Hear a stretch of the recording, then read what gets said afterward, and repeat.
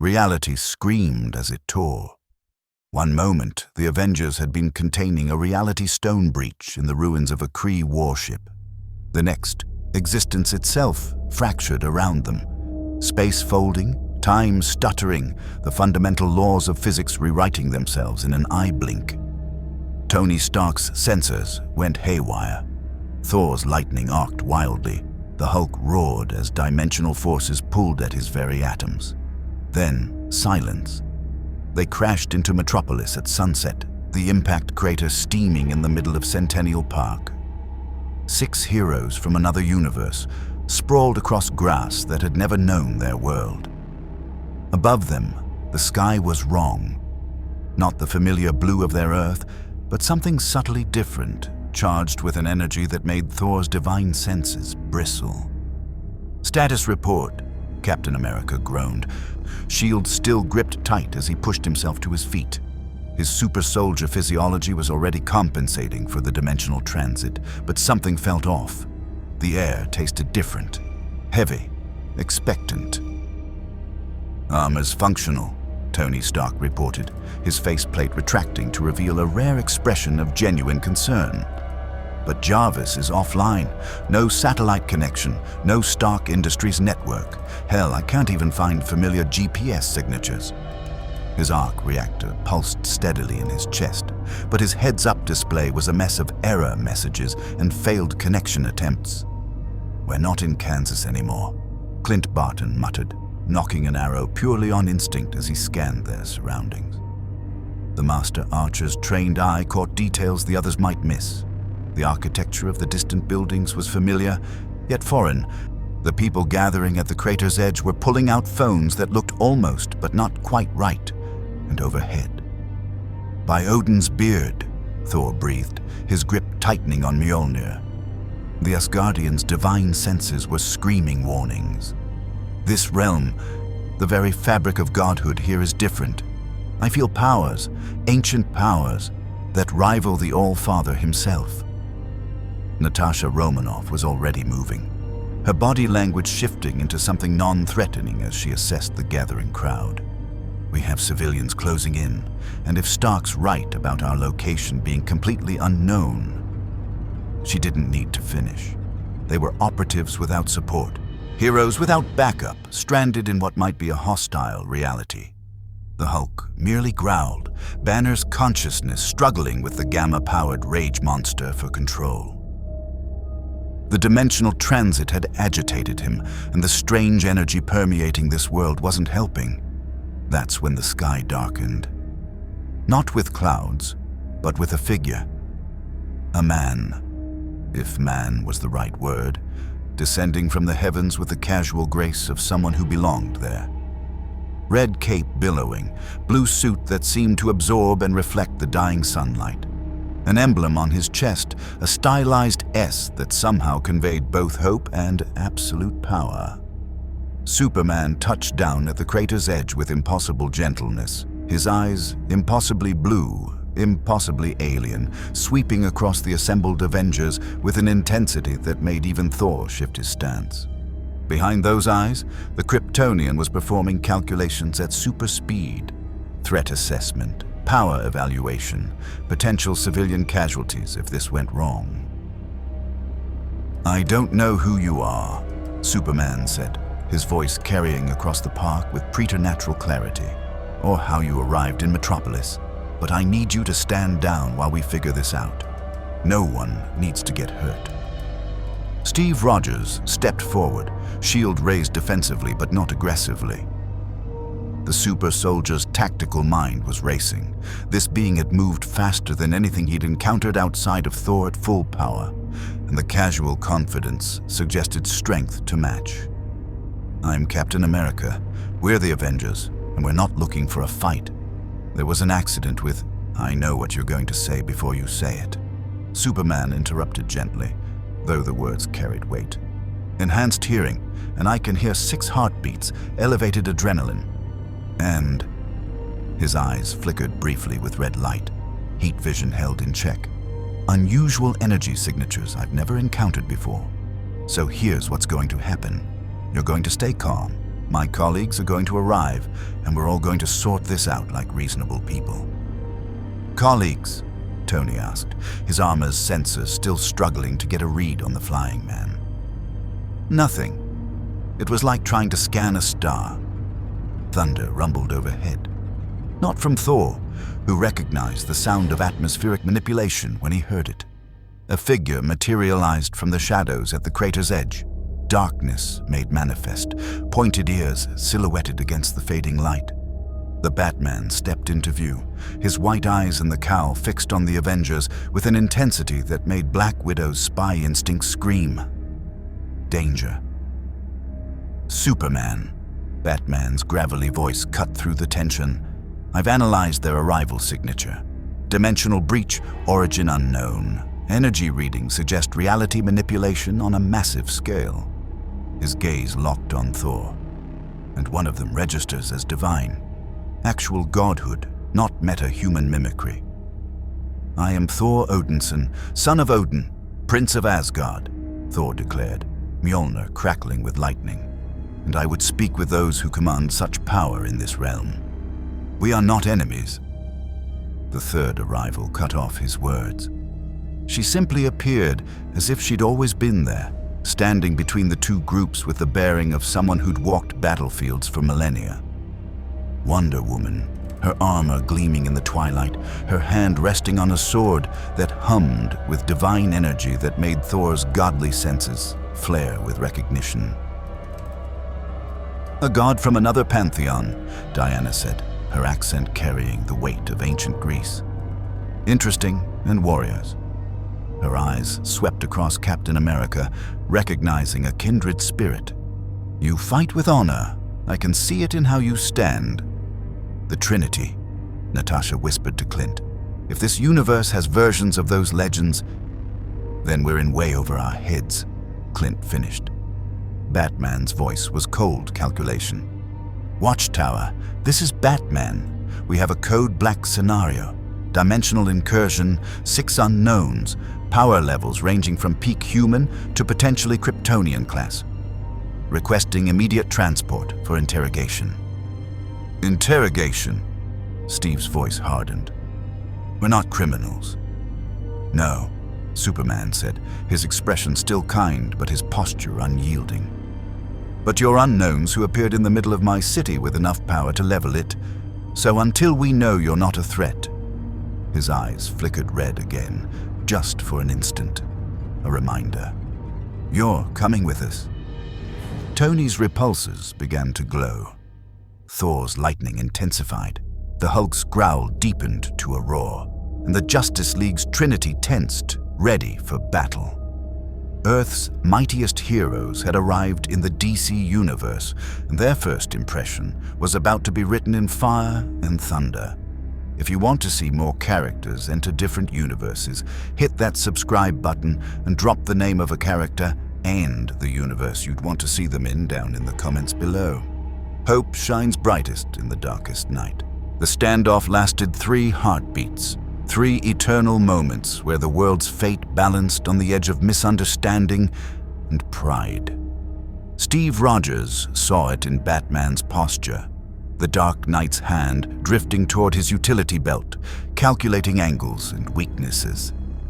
Superman's eyes burned with restrained heat vision, a sun's fury held in check by willpower alone. Wonder Woman's sword sang quietly, divine metal recognizing the presence of another god. "Stand down," Steve commanded his team, his voice carrying the authority that had led the Avengers through impossible odds.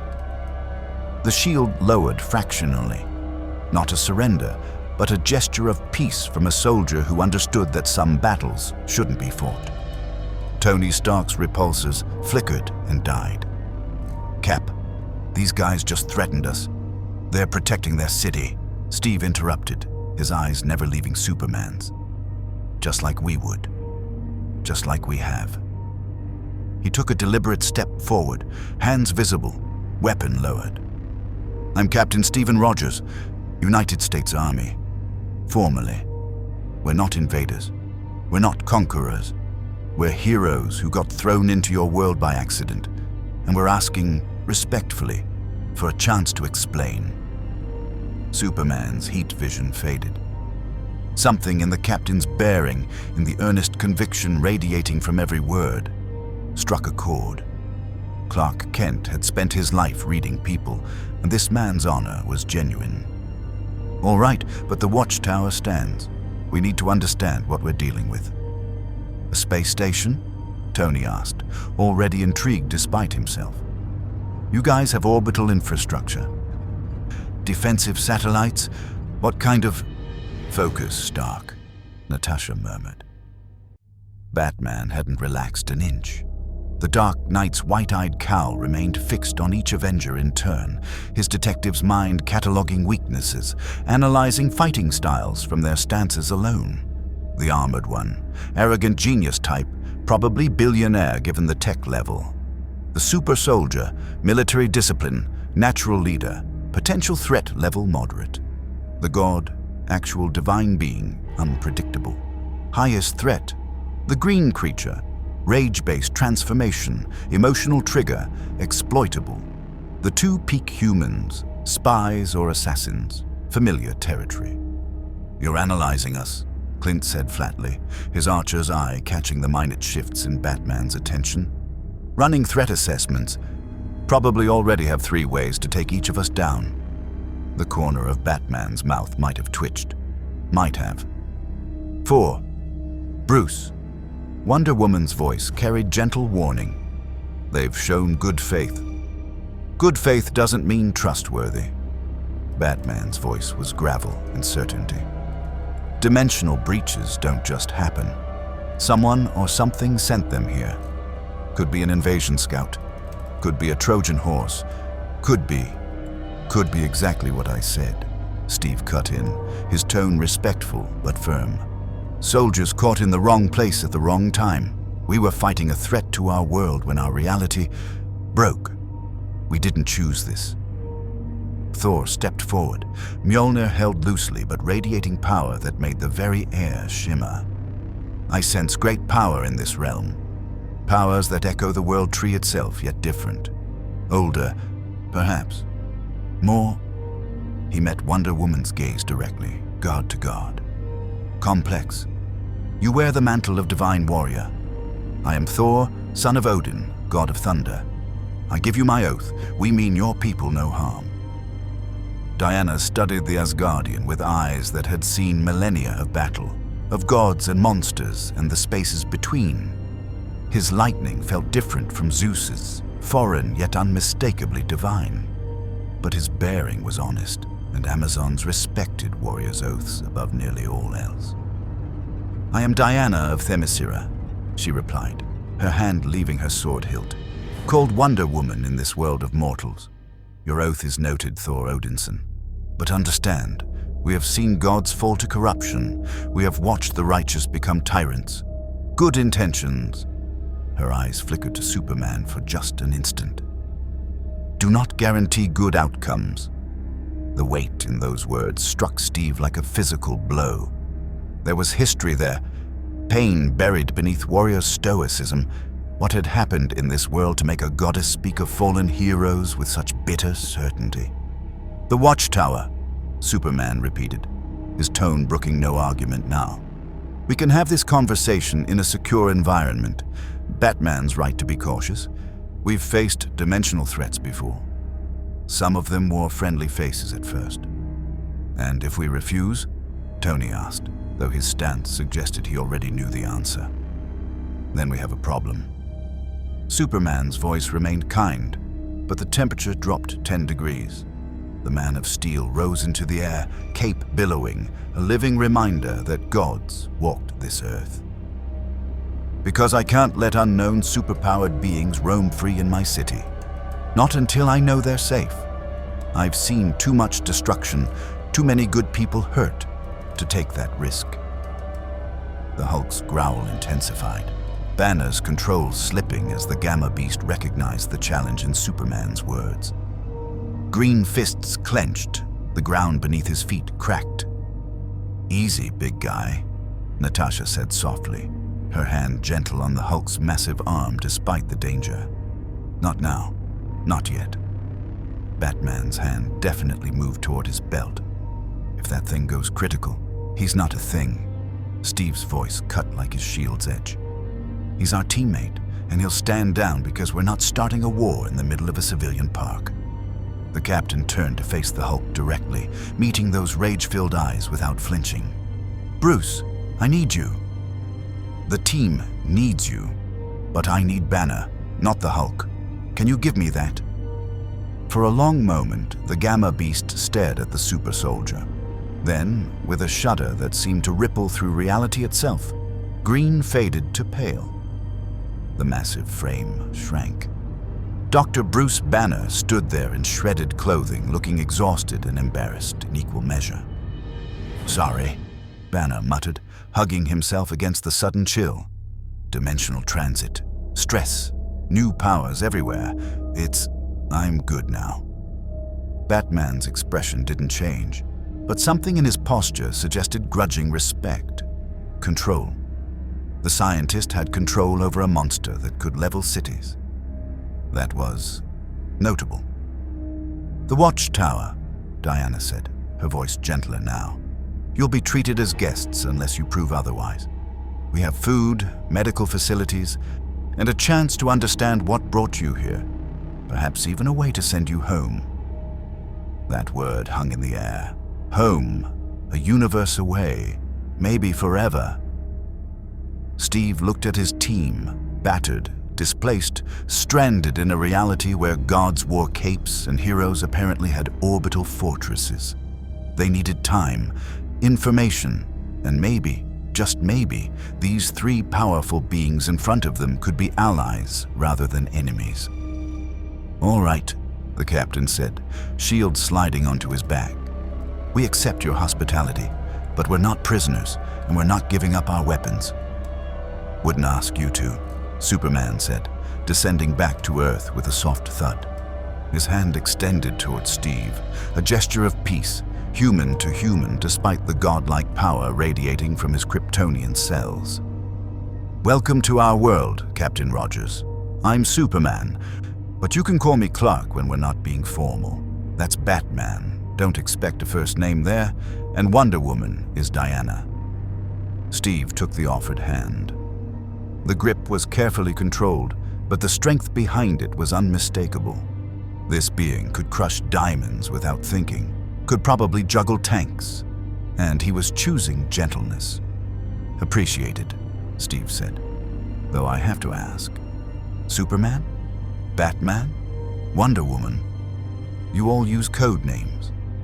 "Secret identities protect the people we love," Batman growled, unlike some who broadcast their real names to dimensional strangers. "We're not exactly undercover types," Tony shot back. "Public accountability, transparency, all that democratic jazz. Though I have to say, the whole mystery vigilante thing you've got going is very film noir. I dig it." "Stark," Steve warned. Wonder Woman's lips quirked in what might have been amusement. "I like them. They have spirit." She raised her hand, and golden light shimmered around the assembled heroes. "This may feel strange." "What may?" Tony started. The world dissolved into light. Boom tube technology, though the Avengers had no name for it yet. When reality reassembled, they were no longer in Metropolis's Centennial Park. They stood in the watchtower, orbiting Earth, surrounded by stars and the impossible majesty of their planet from space. And waiting for them, assembled in the command center, stood the rest of the Justice League. The Flash vibrated with barely contained energy. Green Lantern's ring glowed with emerald willpower. Aquaman stood with arms crossed, every inch the warrior king. Cyborg's technology hummed with Motherbox energy. Martian manhunters' red eyes saw into souls. "Welcome to the Watchtower," Superman said. "Let's talk." Earth's mightiest heroes had just met Earth's greatest heroes, and neither group knew if this was the beginning of an alliance or the prelude to war. The Watchtower's command center dwarfed anything the Avengers had seen outside of SHIELD's helicarriers. Curved walls displayed tactical information from across the globe. crime in Gotham, meta-human incidents in Central City, undersea disturbances near Atlantis. Holographic displays flickered with data streams that made even Tony Stark's engineer heart race. And at the center of it all, a conference table surrounded by beings who could reshape reality. Impressive, Tony admitted, his eyes tracking the technology with barely concealed hunger. His fingers itched to interface with the systems, to understand the architecture. Satellite network, quantum communications array. How are you handling the orbital decay with this mass at this altitude? Mother box technology, Cyborg said, his human eye studying the armored Avenger with interest. His mechanical components were already scanning, analyzing, comparing Stark's arc reactor to his own power systems. Beyond conventional physics, you're a tech guy. I'm the tech guy where we come from, Tony corrected, though without his usual arrogance. Something about this place demanded respect. Tony Stark. Genius, billionaire, philanthropist, futurist. Not necessarily in that order. Sounds familiar, Batman growled from the shadows. He hadn't moved from his position at the tactical console, his white eyes still fixed on the assembled Avengers. Billionaire industrialist playing hero. We have one of those. Doesn't always end well. Bruce, Clark's voice carried warning, but Steve noticed the tension in Superman's jaw, the way Wonder Woman's hand had unconsciously moved toward her lasso. There was history there too. Someone who'd used wealth and technology for heroics and failed? Fallen? The implications worried him. The Flash zipped forward, a red and yellow blur that resolved into a young man with an eager smile and nervous energy. Hi, I'm the Flash. Barry Allen. Fastest man alive. Well, fastest alive, since there are other speedsters, but most of them are either evil or from the future or both, which is its own thing, but anyway. He stopped, taking a breath. Sorry, speed talk.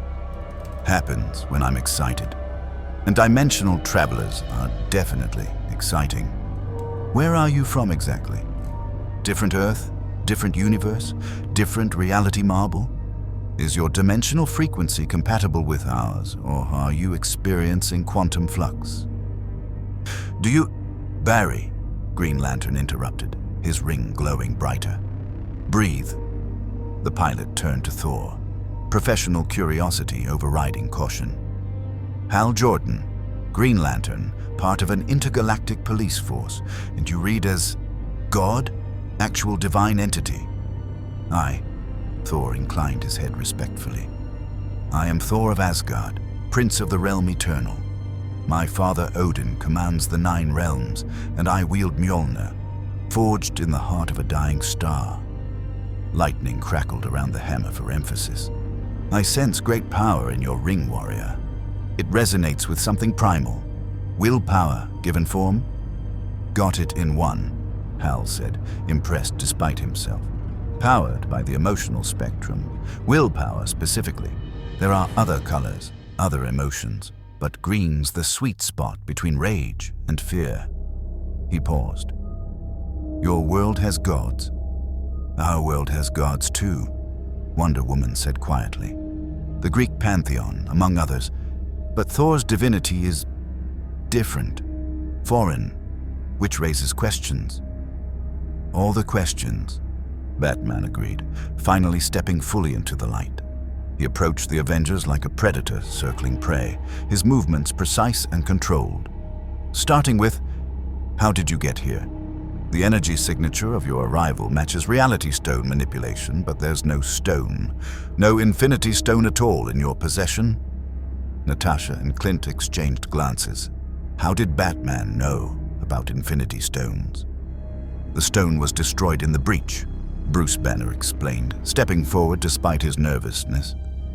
The scientist in him recognized kindred spirits in this group, people who used intellect and technology to stand among gods. We were containing a Kree battleship's reality weapon when it destabilized. The feedback loop created a dimensional tear, and we fell through. Kree? Aquaman's deep voice rumbled like ocean depths. The Atlantean king studied Banner with barely concealed skepticism. Another alien race? Your universe has many. Kree, Skrull, Chitauri, frost giants, dark elves. Steve listed, his tactical mind already seeing the pattern. Both universes dealt with cosmic threats. We've faced alien invasions before, multiple times. So have we, Superman said grimly. Apocalypse, the Reach, the Dominators, Brainiac. His eyes flickered with remembered battles. Cities saved and sometimes cities lost. Which brings me to the important question. Are you threats? The bluntness hung in the air. Are you? Clint shot back, arrow still nocked but not drawn. The Archer's instincts screamed danger from half the beings in this room. Because from where I'm standing, we're 6 humans and a god, Diana interjected. And a god, sure, stuck in a universe we don't understand, surrounded by what looks like enough firepower to crack a planet. So maybe before we play 20 questions, we establish some mutual respect. Martian Manhunter floated forward, his red eyes carrying ancient wisdom. Peace, Archer. We mean no disrespect, but we have been betrayed before. By those who wore friendly faces, by those who claimed good intentions. His telepathic voice echoed in their minds, making Natasha flinch. I'm reading surface thoughts only, no deep probes. But I must know, do you intend harm to this world? Get out of my head, Natasha hissed, decades of Red Room training surging up in defensive fury. I apologize. John's voice withdrew like a tide. But surely you understand our caution. We understand, Steve said, his voice hard. But we don't submit to interrogation, not like this. If you want answers, ask. If you want to fight. His hand moved to his shield. We've fought gods before. We can do it again. Tension spiked. The flash vibrated faster. Green Lantern's ring blazed. Aquaman's trident hummed with Atlantean magic, and Superman's eyes began to glow red. Enough. Wonder Woman's voice cut through the building conflict like her sword through armor. This is madness. We are heroes, all of us, yet we circle each other like rival packs instead of potential allies. She turned to Steve, her gaze level and assessing. Captain Rogers, you claim to be a soldier, a leader, then lead. Tell us your story. Not as a prisoner under interrogation, but as a warrior seeking temporary alliance. We will listen. Steve met her eyes and saw a kindred soul. Someone who understood command, sacrifice, the weight of lives depending on your choices. He nodded. All right. The truth. He took a breath, gathering his thoughts. Our world was invaded. Multiple times. First, an alien army called the Chitauri poured through a portal over New York City. We stopped them, barely. Then, an artificial intelligence I helped create tried to commit genocide. We stopped that too at terrible cost. Then our own allies turned on each other over a law that would put us under government control. That nearly destroyed us from within. Batman's eyes narrowed. Government registration of superpowered individuals. The Sokovia Accords, Tony confirmed, his voice tight with old pain. After we accidentally destroyed a city trying to stop the genocide robot, people were scared, wanted oversight. Some of us agreed. Some didn't.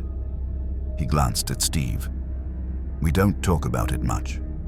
Yet you work together now, Superman observed. Because we had to, Steve said simply. A titan named Thanos came to our world seeking reality-altering artifacts. He won, snapped his fingers and erased half of all life in the universe. The weight of that statement settled like lead. We spent 5 years figuring out how to undo it. Time travel, quantum realms, infinity stones. We won eventually. Brought everyone back, but the stones were damaged, Bruce picked up. Reality couldn't handle that much power being used so close together. We thought we'd contained the breakdown. We were wrong. And now we're here. Silence filled the watchtower.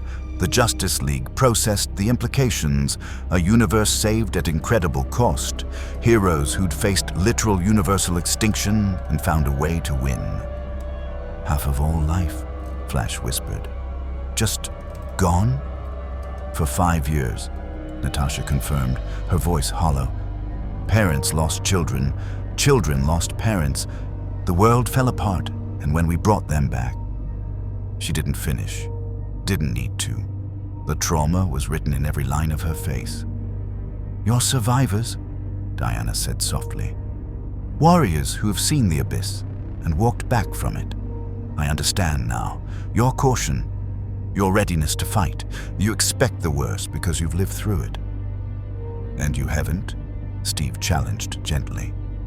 Clark and Bruce exchanged a loaded glance. Diana's hand tightened on her lasso. The Martian's eyes dimmed with remembered grief. We have our own darkness, Superman admitted. Worlds where I became a tyrant, timelines where Batman broke his one rule, realities where everything we've built fell to ash. His voice hardened. So yes, Captain, we understand survival, we understand the cost of victory, and we understand that good people, under enough pressure, can do terrible things. Is that what this is about? Tony asked, his arc reactor pulsing faster as anger built. You think we're going to go rogue? Become villains in your perfect world? We don't have a perfect world, Batman said flatly. We have Gotham, where evil wears clown paint and can't be killed because of moral codes that might be stupidity. We have Metropolis, where an alien god decides what's right, and everyone just hopes he doesn't change his mind. We have a planet constantly on the edge of invasion, destruction, or corruption, and now we have 6 dimensionally displaced super beings who've admitted to already causing massive collateral damage in their home reality. Bruce, Clark's voice held warning. He's not wrong, Steve admitted, surprising everyone. We have caused damage, made mistakes, fought each other when we should have been united. But we learned, we grew, we became better. He stepped toward Batman, unflinching in the face of the Dark Knight's intimidation. And we're not your enemies, but we won't be treated like criminals either. For a long moment, Batman and Captain America stared at each other. 2 men who'd built themselves into weapons through sheer will and determination. 2 leaders who'd stared into darkness and chosen to be light. All right, Batman said finally. Not criminals. Guests, for now. For now, Steve agreed. This is progress, Flash said hopefully. Right? This feels like progress. It's a start, Superman said, extending his hand once more. We'll help you investigate the dimensional breach. Help you find a way home if one exists. But until then, you're stuck here, in our universe, with our rules. And what are those rules? Thor asked, Mjolnir still crackling with barely restrained lightning. Wonder Woman smiled, and it wasn't entirely kind. The same ones you likely follow, God of Thunder. Protect the innocent, fight the good fight, and pray you never see what happens when heroes fall. The watchtower's alarms suddenly screamed. Red lights bathed the command center. Cyborg's hands flew across holographic displays, pulling up tactical data. Boom tube activity, he reported, tension sharp in his voice. Multiple signatures, Apocalypse Tech. They're opening portals in 3 major cities simultaneously. Darkseid, Superman breathed, his expression darkening. Darkseid, Steve repeated. The worst being in our universe, Batman said grimly, already moving toward the teleporter. A god of tyranny who wants to eliminate free will across all reality. And if he's moving now, right after your arrival, the implication hit them all at once. He knows we're here, Tony finished. And he wants to know why, Diana confirmed, drawing her sword. Justice League, mobilize. And you? She looked at the Avengers with warrior's respect. You're about to see what real gods look like when they go to war. Earth's mightiest heroes and Earth's greatest heroes stood side by side for the first time. Outside, in 3 cities, the forces of Apocalypse began their invasion. The true test was about to begin. The boom tubes opened like wounds in reality, tearing through the fabric of space with the distinctive sound of Apocalypse technology. A deep, resonant thrumming that made the air itself scream. Parademon shock troops poured into Metropolis, Gotham, and Central City simultaneously, their chittering shrieks filling the streets as civilians fled in terror. From the watchtower, the scale of the invasion was immediately clear. Hundreds of the winged monstrosities, armed with plasma weapons and rage, and behind them, through the largest portal hovering over Metropolis's financial district, something far worse prepared to emerge. Standard Apocalypse incursion, Batman assessed, his fingers flying across tactical displays. Parademons are cannon fodder, disposable soldiers, but they're testing our response time, measuring our strength. For what? Steve asked, his shield already on his arm as he studied the tactical overview with a soldier's eye. For whatever comes next, Superman said grimly, his cape already billowing as he prepared to teleport planetside. Justice League, standard formation, Superman and Wonder Woman take Metropolis, highest priority target. Flash and Green Lantern, Central City. Batman and Aquaman, Gotham. Martian Manhunter and Cyborg, watchtower coordination and global response. And us? Tony demanded. You stay here, Batman ordered. You don't know this threat. You don't know this enemy. You'll be liabilities. The hell we will, Clint shot back, arrow already knocked. We've fought alien invasions before. We know how to handle flying uglies with attitude problems. This isn't your universe, Diana said, not unkindly. These creatures are born from anti-life. They feel no mercy, no fear, no doubt. They are extensions of Darkseid's will, and they will not stop until destroyed. Sounds like the Chitauri, Natasha observed coolly. We handled them. We can handle this. Thor stepped forward, Mjolnir spinning in his grip. I have fought the armies of Muspelheim and the frost giants of Jotunheim. I have stood against the dark elves and the legions of Hela, goddess of death. I will not cower in orbit while cities burn below. Lightning arced across his body. Take me to the battle, or I will fly there myself. Superman's jaw tightened. He recognized the look in Thor's eyes, divine pride mixed with genuine heroism. The Asgardian would go whether permitted or not. Fine. Thor, Wonder Woman, and I take Metropolis.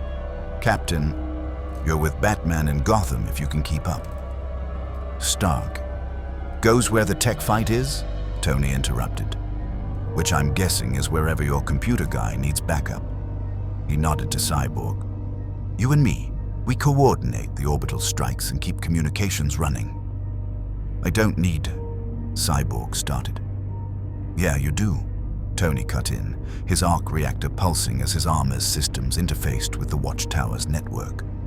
Because I'm already seeing inefficiencies in your bandwidth allocation, and if we're running a 3-city defense, you're going to need every processing advantage you can get. Cyborg's human eye widened as his sensors detected Stark's systems seamlessly integrating with Motherbox technology, something that should have been impossible. How are you? Genius, Tony said simply. Also, your firewalls are terrible. We'll discuss that after we save the world. Batman's glare could have melted steel, but he nodded fractionally. Flash, Green Lantern, take the Hulk to Central City. That's where we'll need raw power against concentrated numbers. The Hulk stays with Banner, Steve said firmly. Bruce doesn't transform unless absolutely necessary. And if it becomes necessary, Batman challenged. Banner stepped forward, his voice quiet but steady. Then you'll have the strongest being you've ever seen on your side. But Captain's right. The Hulk is the last resort. For everyone's safety. John, Superman's voice carried command, wrapped in trust. Keep telepathic tabs on all channels, coordinate rescue efforts, and watch for the real threat. Darkseid himself, the Martian confirmed, his red eyes glowing with barely suppressed concern. "If he emerges from those portals, then we face him together," Diana declared, her lasso glowing golden at her hip. "All of us. But until then, we protect the innocent and destroy his army." She turned to the Avengers, warrior respect clear in her gaze. "Fight well, strangers from another world. Let us see if Earth's mightiest heroes can stand alongside Earth's greatest." The teleporter engaged. Reality bent, and the battle began. Gotham's rain-slicked streets ran red with parademon blood. Batman moved through the chaos like a shadow given purpose, his cape billowing as he struck from impossible angles. Batarangs found throats and joints with surgical precision. Explosives detonated at calculated intervals. The Dark Knight was a weapon, and Gotham was his element. Captain America fought beside him and understood immediately why this man commanded such respect. No powers, no enhancements beyond peak human conditioning and genius intellect. Just skill, strategy, and absolute refusal to yield. The shield sang through the air, taking down parademons in 3s and 4s before ricocheting back to Steve's hand. "Your weapon," Batman grunted between strikes, his voice barely audible over the parademon shrieks. "Vibranium. How did you—" Steve started, then stopped himself. "Right, world's greatest detective." "Sound absorption properties," Batman continued, firing a grapnel line that yanked a parademon from the sky and slammed it into the pavement. "Molecular structure that defies conventional physics. We have something similar. Nth metal, but yours is purer." His eyes narrowed behind the cowl. "Who made it?" "Friend of mine," Steve said, unwilling to expose Howard Stark's legacy or Tony's connection to this paranoid genius. "Brilliant metallurgist. Gone now." "Everyone brilliant dies eventually," Batman said with disturbing casualness, then froze. His hand went to his ear, listening to something in his comm. "Understood. Rerouting." He turned to Steve. "Larger force moving toward the Bowery. Civilians trapped in apartment buildings. You're with me."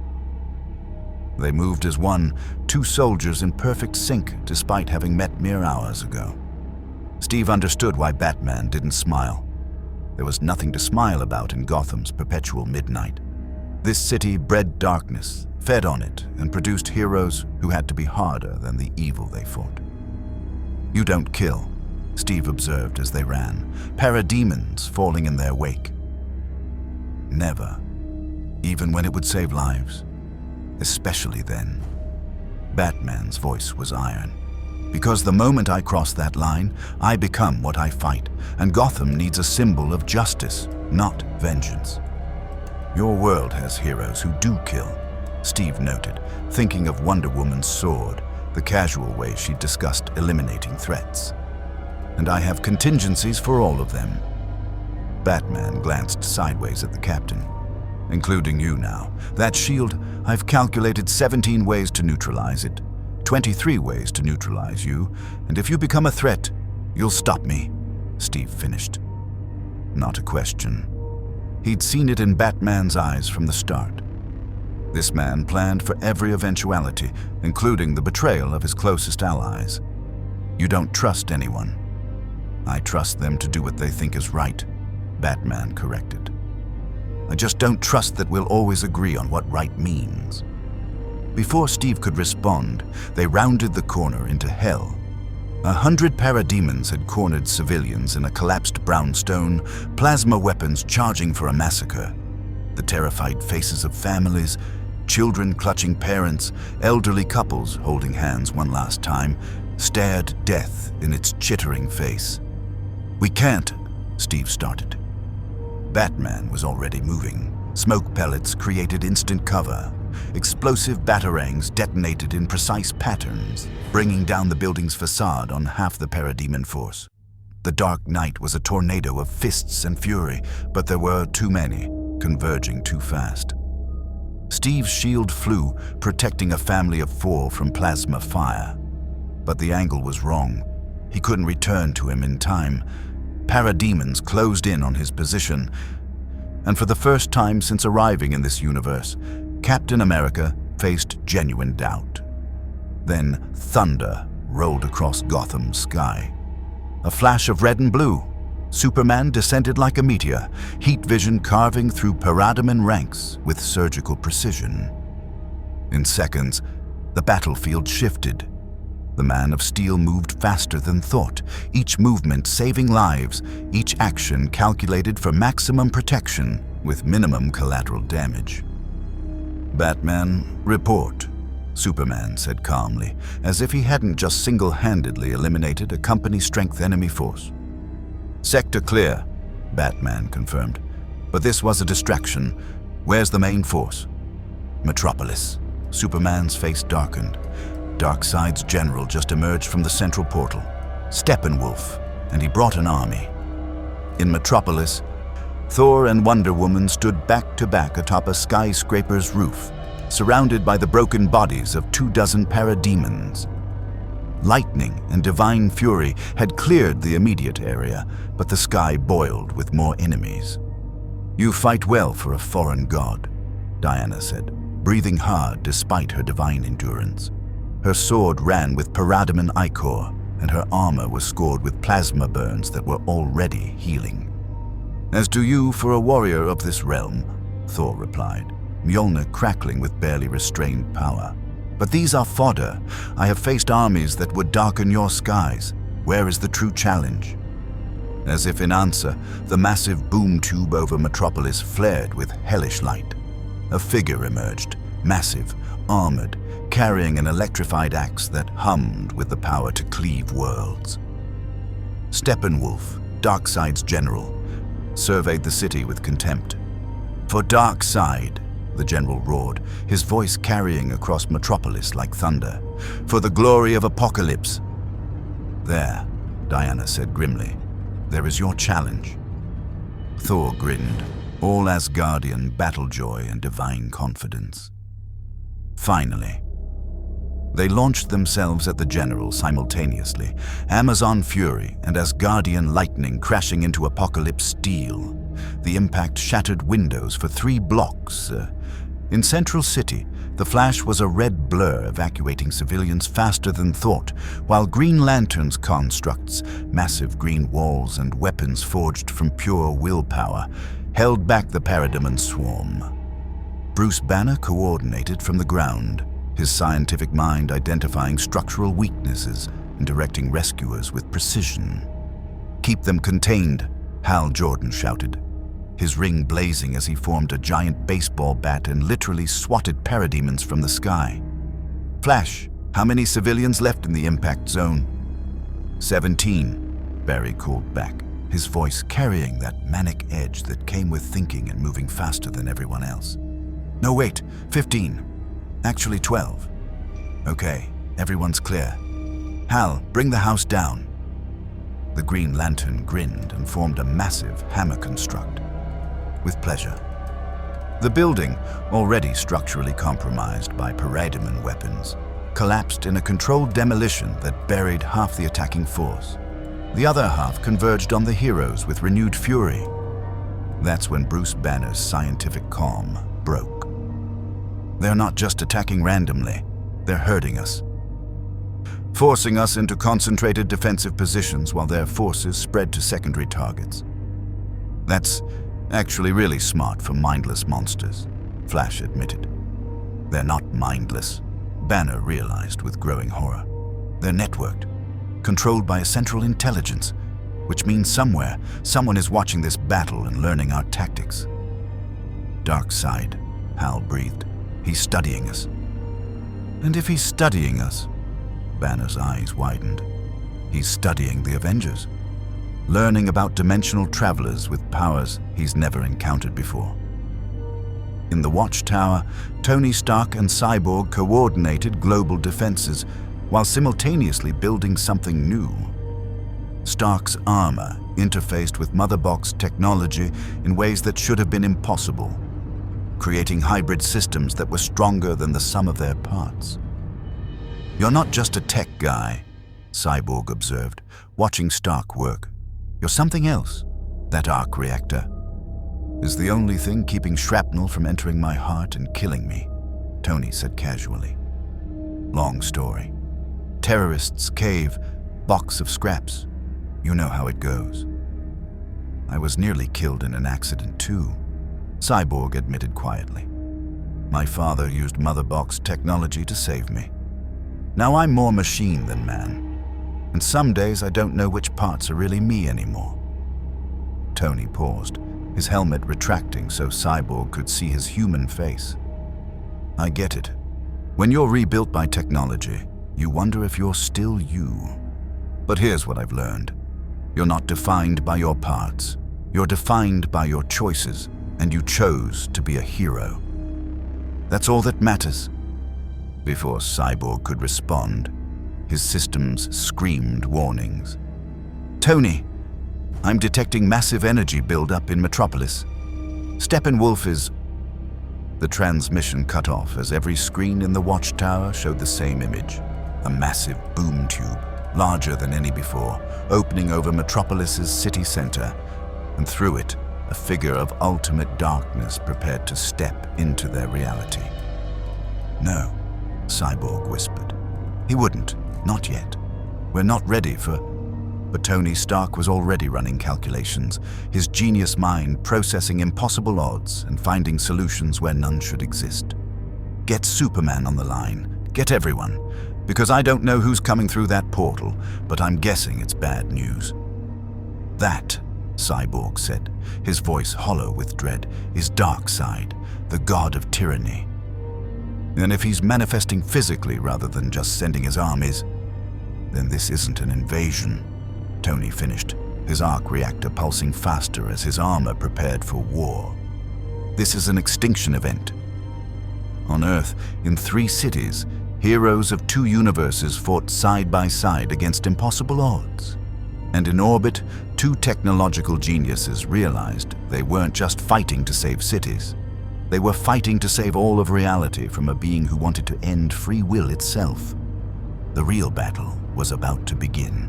The war room of LexCorp's penthouse office overlooked Metropolis's devastation with detached interest.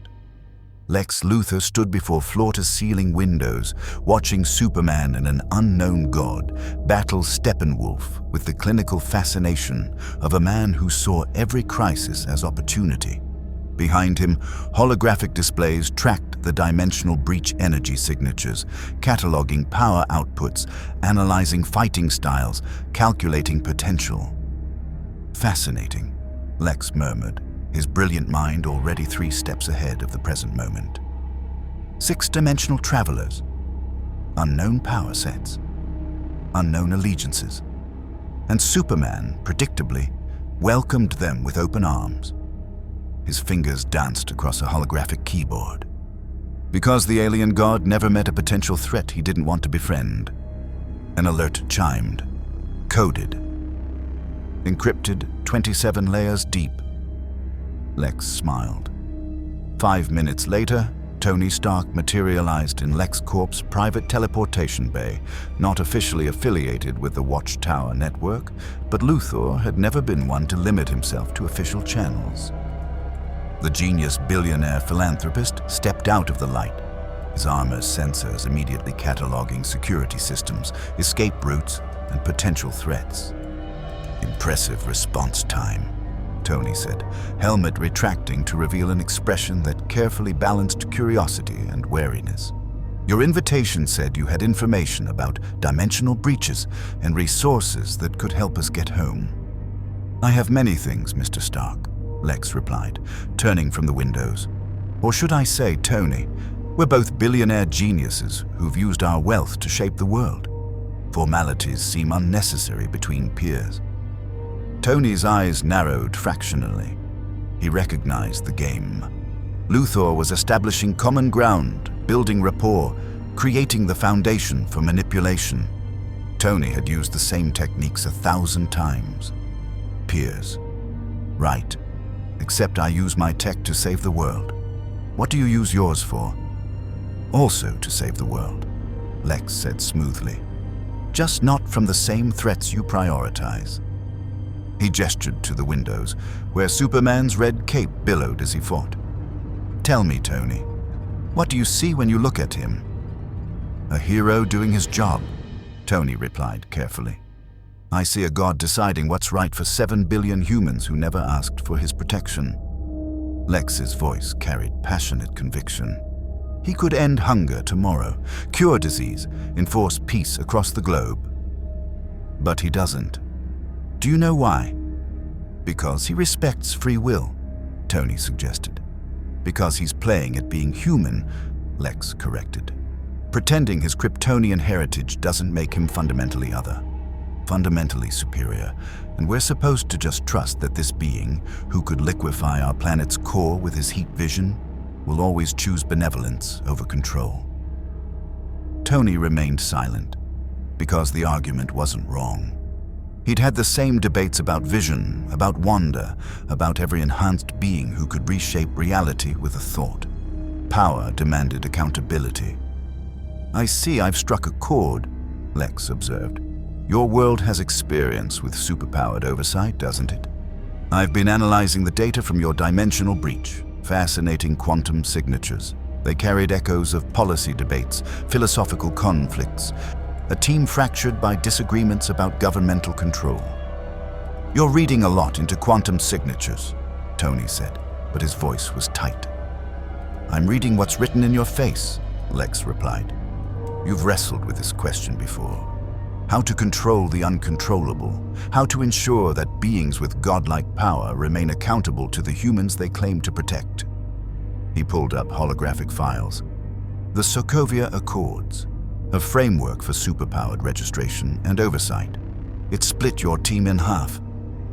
How the hell do you know about? Tony started.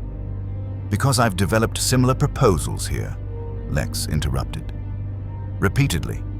And every time, Superman and his Justice League reject them, they insist they're trustworthy, that we should simply have faith in their moral integrity. His expression hardened. Faith. As if that's an acceptable foundation for global security. Tony wanted to argue, wanted to defend Clark Kent, who seemed genuinely kind, genuinely dedicated to helping, but he couldn't. Because Lex was articulating every doubt that had driven Tony to support the Accords in the first place. Because vision had accidentally vaporized buildings. Because wonder had leveled city blocks. Because even with the best intentions, power without oversight was tyranny waiting to happen. You said you had resources, Tony redirected, unwilling to commit to Luthor's philosophical framework. What kind? Lex's smile was victory itself. Access to dimensional technology that the Justice League hasn't even conceptualized yet. I've been studying boom tube mechanics for years. With your expertise in quantum physics and reality manipulation, combined with my understanding of new god technology, he pulled up schematics that made Tony's engineer heart race. We could potentially recreate the conditions of your arrival, send you and your team home. In exchange for what? Tony asked, because nothing was ever free. Information, Lex said simply. Your universe's approach to superpowered oversight, your technological frameworks, your philosophical solutions to problems we share. He leaned forward. And perhaps in the process, you helped me develop accountability measures for this world's heroes. Nothing illegal, nothing harmful, just insurance. In case Superman ever decides that his judgment is more important than humanity's consent. It was a devil's bargain. Tony recognized it immediately. Luthor wanted to use the Avengers' experience to build weapons against the Justice League, wanted to exploit dimensional travelers to develop controls for beings who'd been operating without meaningful oversight. But Luthor also had the technology to potentially send them home, had resources the Justice League either didn't possess or wouldn't share with unknown dimensional refugees. And if Tony was being honest, brutally, painfully honest, he understood Luthor's concerns. Because Tony had seen what happened when superpowered beings decided they knew better than everyone else. "I need to think about it," Tony said finally. "Of course," Lex agreed easily. "Though time is a factor. The longer you remain in our universe, the more unstable your quantum signature becomes. Wait too long, and you may become permanently anchored here. Forever separated from your world, your family, your life." He paused. "Does that motivate sufficient urgency, or should I catalogue additional consequences?" Tony's jaw tightened. "I'll give you an answer soon." "I look forward to it," Lex said. "In the meantime, take this." He handed Tony a small device, sleek and efficient. Encrypted communicator, untraceable by Justice League systems. If you need to talk, or if you need resources they won't provide, contact me. Tony took the device, knowing he was crossing a line just by accepting it. But strategic flexibility meant maintaining options, and right now, Lex Luthor represented an option the Justice League didn't offer: complete transparency about his skepticism toward godlike heroes. The teleportation bay activated. Tony vanished. Lex Luthor returned to his windows, watching Superman battle apocalypse forces with the casual power of a being who could end civilizations. "Perfect," he murmured. "Absolutely perfect." On the watchtower, Steve Rogers stood in the observation deck, staring at Earth below. The blue marble of their new reality, so similar to home, yet fundamentally different. Diana had joined him after the Metropolis battle, her armor still scored from Steppenwolf's electrified axe. "You fought well," she said, her voice carrying warriors' respect. "Against Steppenwolf, you and Batman held the secondary portal while we engaged the primary threat." "We did what was necessary," Steve replied. "Same as always." "You sound weary, Captain." "I am weary." Steve's reflection in the observation window looked older than his years. "We saved half the universe, Diana. Brought back billions of people from literal non-existence, defeated a titan who could rewrite reality with a thought. And what did we get?" He gestured vaguely. "Thrown into another universe where we have to prove ourselves all over again, where gods walk as men and heroes operate without any meaningful oversight." Diana was silent for a long moment. Then, "You supported governmental control of heroes in your world, the Accords.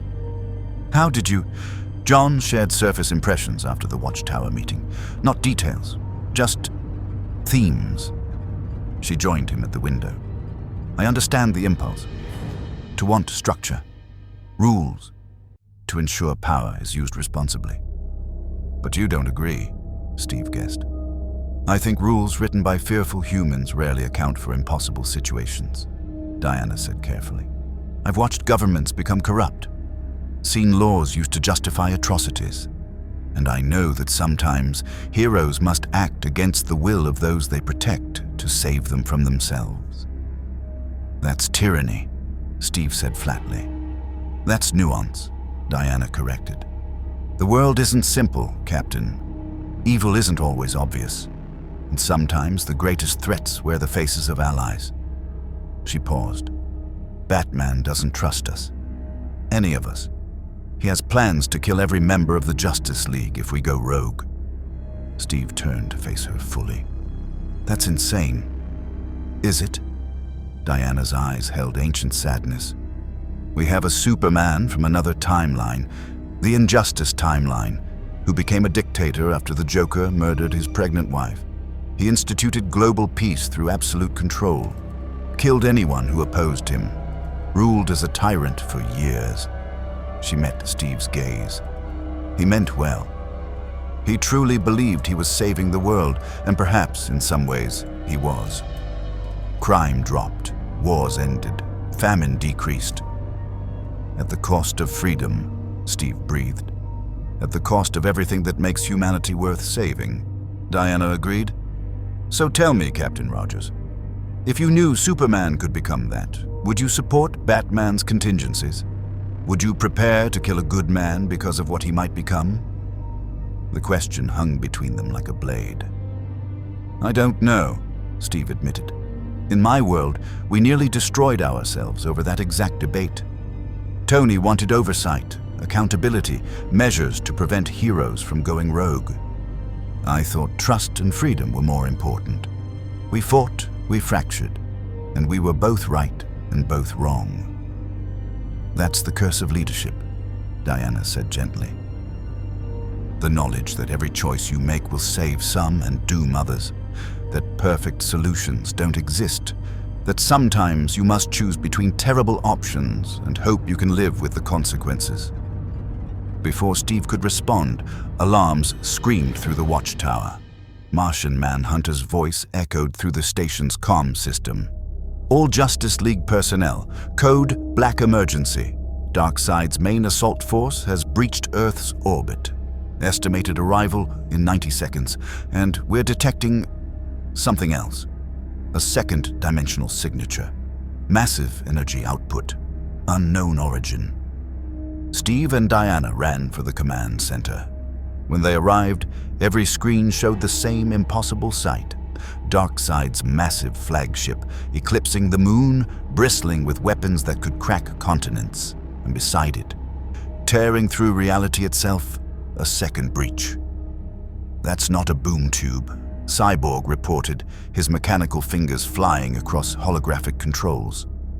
That's... Tony, what the hell is that? Tony Stark stood frozen, his face pale beneath his armor's helmet, which had retracted in shock. That's not Darkseid, that's... Oh God, that's a Chitauri Leviathan. From my universe, the dimensional breach, it's still open. It's still pulling things through. Thor appeared beside them, Mjolnir crackling with barely restrained power. The breach connects our realities. If that's true, then anything from our world could... A third signature appeared on the scanners, then a fourth, fifth, sixth. Multiple entities incoming, Martian Manhunter reported, his telepathic senses screaming warnings. Darkseid's forces, Chitauri bioships, and something else. Something that feels wrong, twisted, like dark multiverse. Batman finished, his voice grim as he studied the readings from Gotham's Batcave. The dimensional breach isn't just between our universe and theirs. It's destabilizing the barriers between all realities, opening cracks to the dark multiverse, to timelines that should remain sealed. On the main screen, the Darkseid's Omega symbol blazed across his flagship. Beside it, Chitauri bioships poured through the Marvel Universe breach. And in the distance, tearing through the fabric of reality itself, something darker emerged. A ship that looked like the watchtower, but wrong, corrupted, bearing the symbols of a Batman who'd given into his darkest impulses. The Batman who laughs, Diana whispered, her hand moving to her sword. He's found the breach, and he's using it to invade. Steve Rogers looked at the assembled forces, 3 impossible threats converging on Earth simultaneously, and realized that the philosophical debates about governmental oversight and hero accountability suddenly seemed very small. Justice League, Superman's voice cut through the rising panic with absolute command. Assemble! Avengers! He turned to Steve, Thor, and Tony. I know we haven't built trust yet. I know you have doubts about us, and we have concerns about you. But right now, 3 apocalyptic threats are descending on Earth. So here's my question. Are you heroes, or are you refugees waiting for someone else to save the day? Captain America stepped forward, shield on his arm, every inch the soldier who'd faced down armies and gods. We're heroes, now and always. Thor raised Mjolnir, lightning cascading across his form. For Asgard, for Earth, for both our worlds. Tony's helmet snapped closed, his arc reactor blazing with determination. Let's show these universe-ending bastards what happens when Earth's mightiest heroes and Earth's greatest heroes stop arguing and start fighting. Batman's grim smile was terrifying in its confidence. Then let's save the world. Again. Outside the watchtower, 3 armadas prepared for battle. Darkseid's Apocalypse fleet, Chitauri bioships from another reality, dark multiverse corruption seeking to consume all existence. And standing between them and Earth, 2 teams of heroes who'd finally found common ground. The real war was about to begin. The battle plan formed in 30 seconds.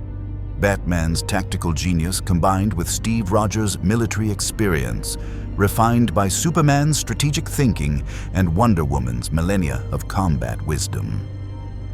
4 brilliant minds operating in perfect synchronization, creating a defense that might, just might, save Earth from 3 simultaneous apocalypses. Darkseid's flagship is the priority target, Batman declared, his fingers dancing across holographic tactical displays that showed the 3 invasion forces in terrifying detail. He's the intelligence directing Apocalypse forces. Neutralize him, and the parademons become uncoordinated. The Chitauri Leviathans will target population centers, Steve added, his soldiers' instincts recognizing invasion patterns he'd seen over New York years ago. They'll try to establish beachheads in major cities, then expand outward. We need to stop them at the breakthrough points. And the Batman who laughs? Diana asked, her voice tight with barely suppressed dread. She'd faced the dark multiverse nightmare before, knew what he represented, all of Bruce Wayne's genius and preparation married to the Joker's chaotic malevolence. He's unpredictable by design, Batman said grimly. Which means we can't plan for him. We can only react and adapt. He'll strike where we're weakest, exploit whatever openings we give him. Then we give him none, Superman declared, his voice carrying absolute conviction. He turned to address both teams, Justice League and Avengers, united now by necessity, if not complete trust. Teams of 2, Mixed League and Avengers pairings. We cover each other's weaknesses and amplify each other's strengths. The assignments came rapid fire. Superman and Thor, Darkseid's flagship. You're our heavy hitters. Keep him occupied and away from Earth. Wonder Woman and Captain America, Chitauri Bioship Alpha. You're both tactical fighters and natural leaders. Coordinate the ground defense of Metropolis. Flash and Hulk, Chitauri Bioship Beta, Central City. Barry, you get civilians clear. Bruce, you smash everything that's left. Banner stepped forward, his voice quiet but firm. I can control it now. Better than before. The Hulk and I, we've reached an understanding. Prove it, Batman said coldly. Then, to Green Lantern and Hawkeye. You 2 take aerial superiority over Gotham. Hal, your constructs provide the firepower. Clint, you call the targets. An archer and a space cop, Clint muttered. This should be interesting. Aquaman, Martian Manhunter, oceanic approach vectors. The Chitauri might try undersea infiltration. John, telepathic coordination across all teams. Black Widow and I will coordinate from here, Cyborg said, his mother box technology already interfacing with Stark's arc reactor systems in ways that shouldn't be possible. Real-time tactical updates, orbital strike coordination, and I go where the real problem is, Tony Stark interrupted, his armor systems primed for combat. But his eyes were distant, calculating. The encrypted communicator Luthor had given him burned in his suit's storage compartment like a guilty secret. Batman's white-eyed cowl fixed on Tony with disturbing intensity. Stark, you're with me. The Batman who laughs will target our command structure. We hunt him together. 2 Batmen against 1 Batman, Tony observed. That's either brilliant or the worst idea in history. Both, Batman confirmed. Move out. And remember, we're not just fighting for our Earth. If these breaches destabilize completely, every reality in the multiverse is at risk. The watchtower's teleportation bays activated. Heroes vanished in flashes of light, scattering across Earth to face impossible odds. Thor and Superman crashed into Darkseid's flagship like twin comets of divine fury. The Man of Steel's heat vision carved through Apocalypse steel, while Mjolnir's lightning short-circuited New God technology in cascading explosions. Parademons swarmed them by the hundreds, and both gods fought with the casual ease of beings who'd faced armies before. "Your universe has impressive threats," Thor called out, slamming Mjolnir into a parademon's skull with bone-crushing force. "This Darkseid, he commands true power." "He's the worst being I've ever faced," Superman replied, his fists moving faster than thought as he cleared a path through the swarm. "He wants to eliminate free will across all existence, reduce every living thing to extensions of his will, and he's gotten close. Too close." They burst through blast doors into the flagship's throne room, and there he sat, Darkseid. Massive beyond mortal scale, skin like cracked stone, eyes burning with Omega energy that could track any target across dimensions. The god of tyranny regarded the two warriors with something approaching interest. "A Kryptonian and an Asgardian," Darkseid's voice rumbled like continental plates grinding. "How? Quaint, you dare assault my vessel?" "We dare everything," Superman said, his eyes blazing red with barely restrained heat vision. "You're not taking Earth. Not today. Not ever." Darkseid's smile was cruelty given form. "I already have Kryptonian. Look at your world. 3 invasion forces, breach points multiplying, reality itself fragmenting." He rose from his throne, Omega symbols burning in his eyes. "You cannot save them all. You must choose. And in choosing, you will reveal what you truly value. Order or chaos, control or freedom. And when you choose..." His Omega beams lanced out, reality-warping energy that could erase existence itself. "I will know your weakness." Thor and Superman moved as one, divine power meeting cosmic tyranny in an explosion that shook the flagship to its core. In Metropolis, Wonder Woman and Captain America fought back-to-back against a Chitauri bioship that had crashed into the financial district like a living building. The serpentine creature's armor plating resisted Diana's sword, but Steve's shield, vibranium meeting alien alloy, found weak points with surgical precision. "Your weapon is remarkable," Diana called out, her lasso ensnaring Chitauri soldiers and slamming them into pavement with bone-breaking force. "So's yours," Steve replied, shield ricocheting off 3 Chitauri helmets in rapid succession. "That lasso, it glows when you use it. Magic?" "Divine truth made manifest," Diana confirmed. She caught a Chitauri plasma blast on her braces, deflecting it harmlessly skyward. "Those bound by it cannot lie, cannot resist compulsion to honesty." Steve filed that away, a weapon that forced truth. In a world where heroes might become tyrants, that tool could be invaluable or terrifying, depending on who wielded it. Must be useful in interrogations. And in determining whose side you're truly on, Diana said, and Steve caught the weight behind those words. She was testing him, even now, even as they fought for survival together. Before he could respond, the Chitauri bioship's mouth cannon charged, a weapon that had leveled New York City blocks in seconds. Diana saw Steve's face go pale with recognition. "That's a city killer," Steve confirmed. "We need to shut it down now." They moved in perfect synchronization, warrior goddess and super soldier operating on the same tactical wavelength. Diana's sword found the bioship's neural cluster, while Steve's shield shattered the cannon's focusing crystal. The creature convulsed, its dying scream echoing across Metropolis. Silence fell. They stood among the wreckage, breathing hard, covered in alien ichor and battle damage. "You fight with honor," Diana said finally. "True warrior's honor. I see why your team follows you." "They don't always," Steve admitted. "Sometimes I lead them wrong, make the wrong call, get people killed." "That's leadership," Diana replied, cleaning her sword. "The burden of command is knowing that perfection is impossible, yet still striving for it anyway." Even when it means becoming what you fight? Steve asked quietly. Diana's eyes darkened.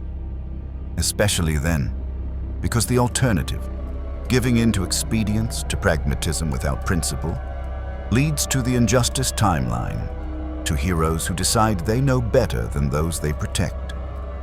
Before Steve could probe deeper, Martian Manhunter's telepathic voice screamed through their minds. All teams, code Black Emergency. The Batman who laughs has breached the watchtower. Repeat, command structure is compromised. He's targeting. The telepathic link cut off mid-warning, severed by something that could block even John's vast mental powers. The watchtower, Diana breathed. Cyborg, Natasha, they're under attack by the most dangerous version of Batman imaginable.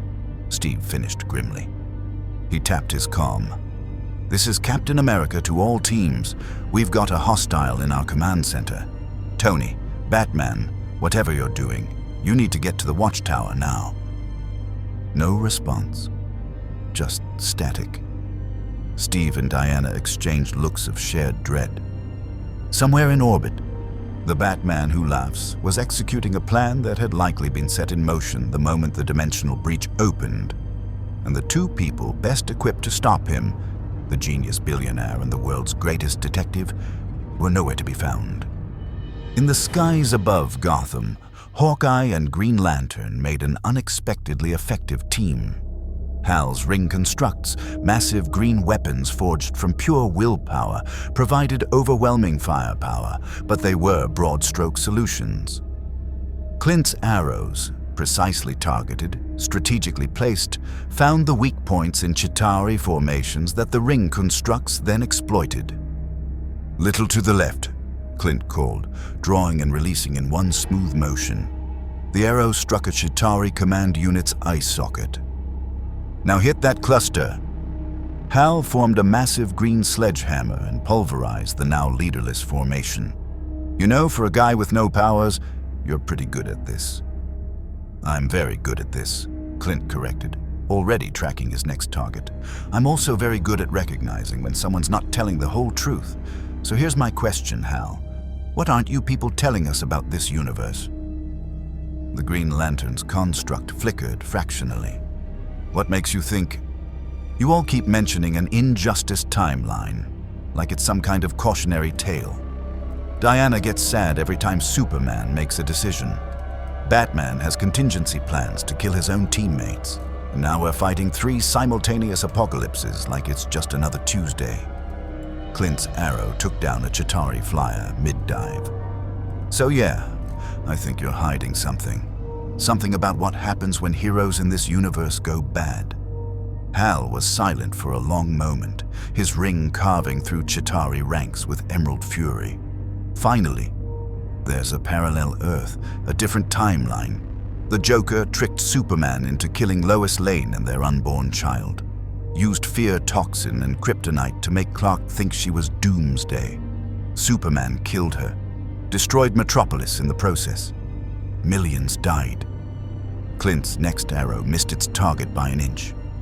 Jesus! Superman snapped, killed the Joker, then decided that the only way to prevent such tragedy again was to eliminate all crime, all war, all conflict, by force. Hal's voice was hollow. He created a regime, a global dictatorship enforced by superpowered beings. Anyone who opposed him died. Batman led an insurgency, but it was years before they could stop him. And even then what? Clint pressed. Even then, some people argued Superman was right. Hal finished bitterly. That his methods were extreme but effective. That the world was safer under his rule, even if it wasn't free. He turned to look at Clint directly, his expression haunted. So when we look at you Avengers, with your government oversight laws, your registration acts, your willingness to police each other, we see the first steps toward that same dark path. That's not, Clint started but stopped. Because it wasn't entirely wrong, they had split over those exact issues, had fought each other over whether heroes should submit to external control or remain independent. And when you look at us, Clint said slowly, operating without oversight, doing whatever we think is right, you see potential tyrants. We see ourselves, Hal admitted, with all the power to help, but also all the power to harm, and we wonder every single day if today's the day we cross the line. The sky above Gotham suddenly darkened further, not with clouds or smoke, but with wrongness. A tear in reality, edged with the corruption of the dark multiverse. And through it, like a nightmare given form, stepped the Batman who laughs. He looked like Batman if Batman had been infected with the Joker's insanity and multiplied by cosmic horror. His cowl was spiked with dark metal. His smile was the Joker's rictus grin surgically grafted onto Bruce Wayne's face. And his eyes saw every possibility, every strategy, every weakness, all at once. "Hello, little birds," the Batman who laughs said, his voice a discordant harmony of Bruce's gravelly tone and the Joker's manic laughter. "Did you really think you could keep me out? I'm Batman. I prepared for everything, including this." He moved, faster than should be possible. Clint's arrow was already in flight, but the Batman who laughs caught it midair, studied it with tilted head, then snapped it like a twig. Interesting. An archer from another universe, and a Green Lantern whose ring flickers with self-doubt. His grin widened. "You're both going to help me destroy everything you love. Won't that be fun?" Hal's ring blazed. "Like hell we will." "Oh, but you already are." The Batman who laughs laughed, and Clint realized with horror that he'd been counting on them, had wanted them specifically, because in a battle for reality itself, the Batman who laughs didn't just plan 3 moves ahead. He'd planned 3 universes ahead. The watchtower's command center had become a charnel house. Natasha Romanoff moved through shadows that weren't supposed to exist in the sterile environment of a space station, her training screaming that she was being hunted by something that understood predation on a level beyond human comprehension. Cyborg was offline, not destroyed, but corrupted, his mother box technology hijacked by something that whispered in frequencies designed to break sanity. "Victor," Natasha called softly, approaching the slumped form of the half-machine hero. "If you can hear me, I need you to fight whatever's in your system." Cyborg's human eye flickered. "Can't. He's in the code, rewriting everything. Natasha, run!" The lights died. Emergency systems engaged, bathing everything in blood-red illumination that made the entire station feel like the inside of a dying heart. And in that crimson light, the Batman who laughs stepped into view. "The famous Black Widow," he said, his voice that horrible blend of Batman's gravelly determination and Joker's manic glee. Trained from childhood to be a perfect weapon, stripped of choice, molded by cruelty, turned into a tool for others' agendas. He circled her like a shark, hands clasped behind his back, completely relaxed despite the 3 guns Natasha had trained on him. "Tell me, do you ever wonder if you truly escaped the Red Room, or if you just found a prettier cage with the Avengers?" "I've dealt with psychopaths before," Natasha said calmly, finger on the trigger. "You don't scare me." "I'm not a psychopath," the Batman who laughs corrected, almost gently. "Psychopaths lack empathy. I have infinite empathy. I understand you perfectly, Natasha Romanoff. I see every fear, every doubt, every moment you've wondered if you're truly good or just very good at pretending." His grin widened. "And I know what you're really afraid of." He gestured to the watchtower's screens, and they flickered to life, showing surveillance footage Natasha recognized instantly. The Sokovia Accords debates. Tony and Steve tearing each other apart philosophically. The Avengers fracturing. Teams choosing sides. Brother against brother. "You're afraid it's happening again," the Batman who laughs whispered. "That this universe will divide your team just like the last one did. That you'll have to choose between Tony's pragmatism and Steve's idealism. Between control and freedom. Between safety and liberty." He leaned closer. And you're terrified that this time you'll choose wrong. Get out of my head, Natasha growled. I'm not in your head. I'm reading your face, your body language, your micro-expressions. The Batman who laughs tapped his temple. Bruce Wayne was the world's greatest detective before the Joker toxin elevated him. Now, I see everything. I know that Tony Stark has been contacted by Lex Luthor. I know they're building something together, and I know you suspect it, but haven't told Steve because you're afraid it will trigger another fracture. Natasha's gun hand wavered fractionally. There it is, the Batman who laughs breathed.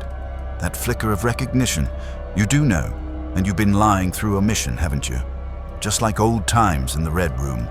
Keeping secrets, playing both sides. Being a spy even among allies.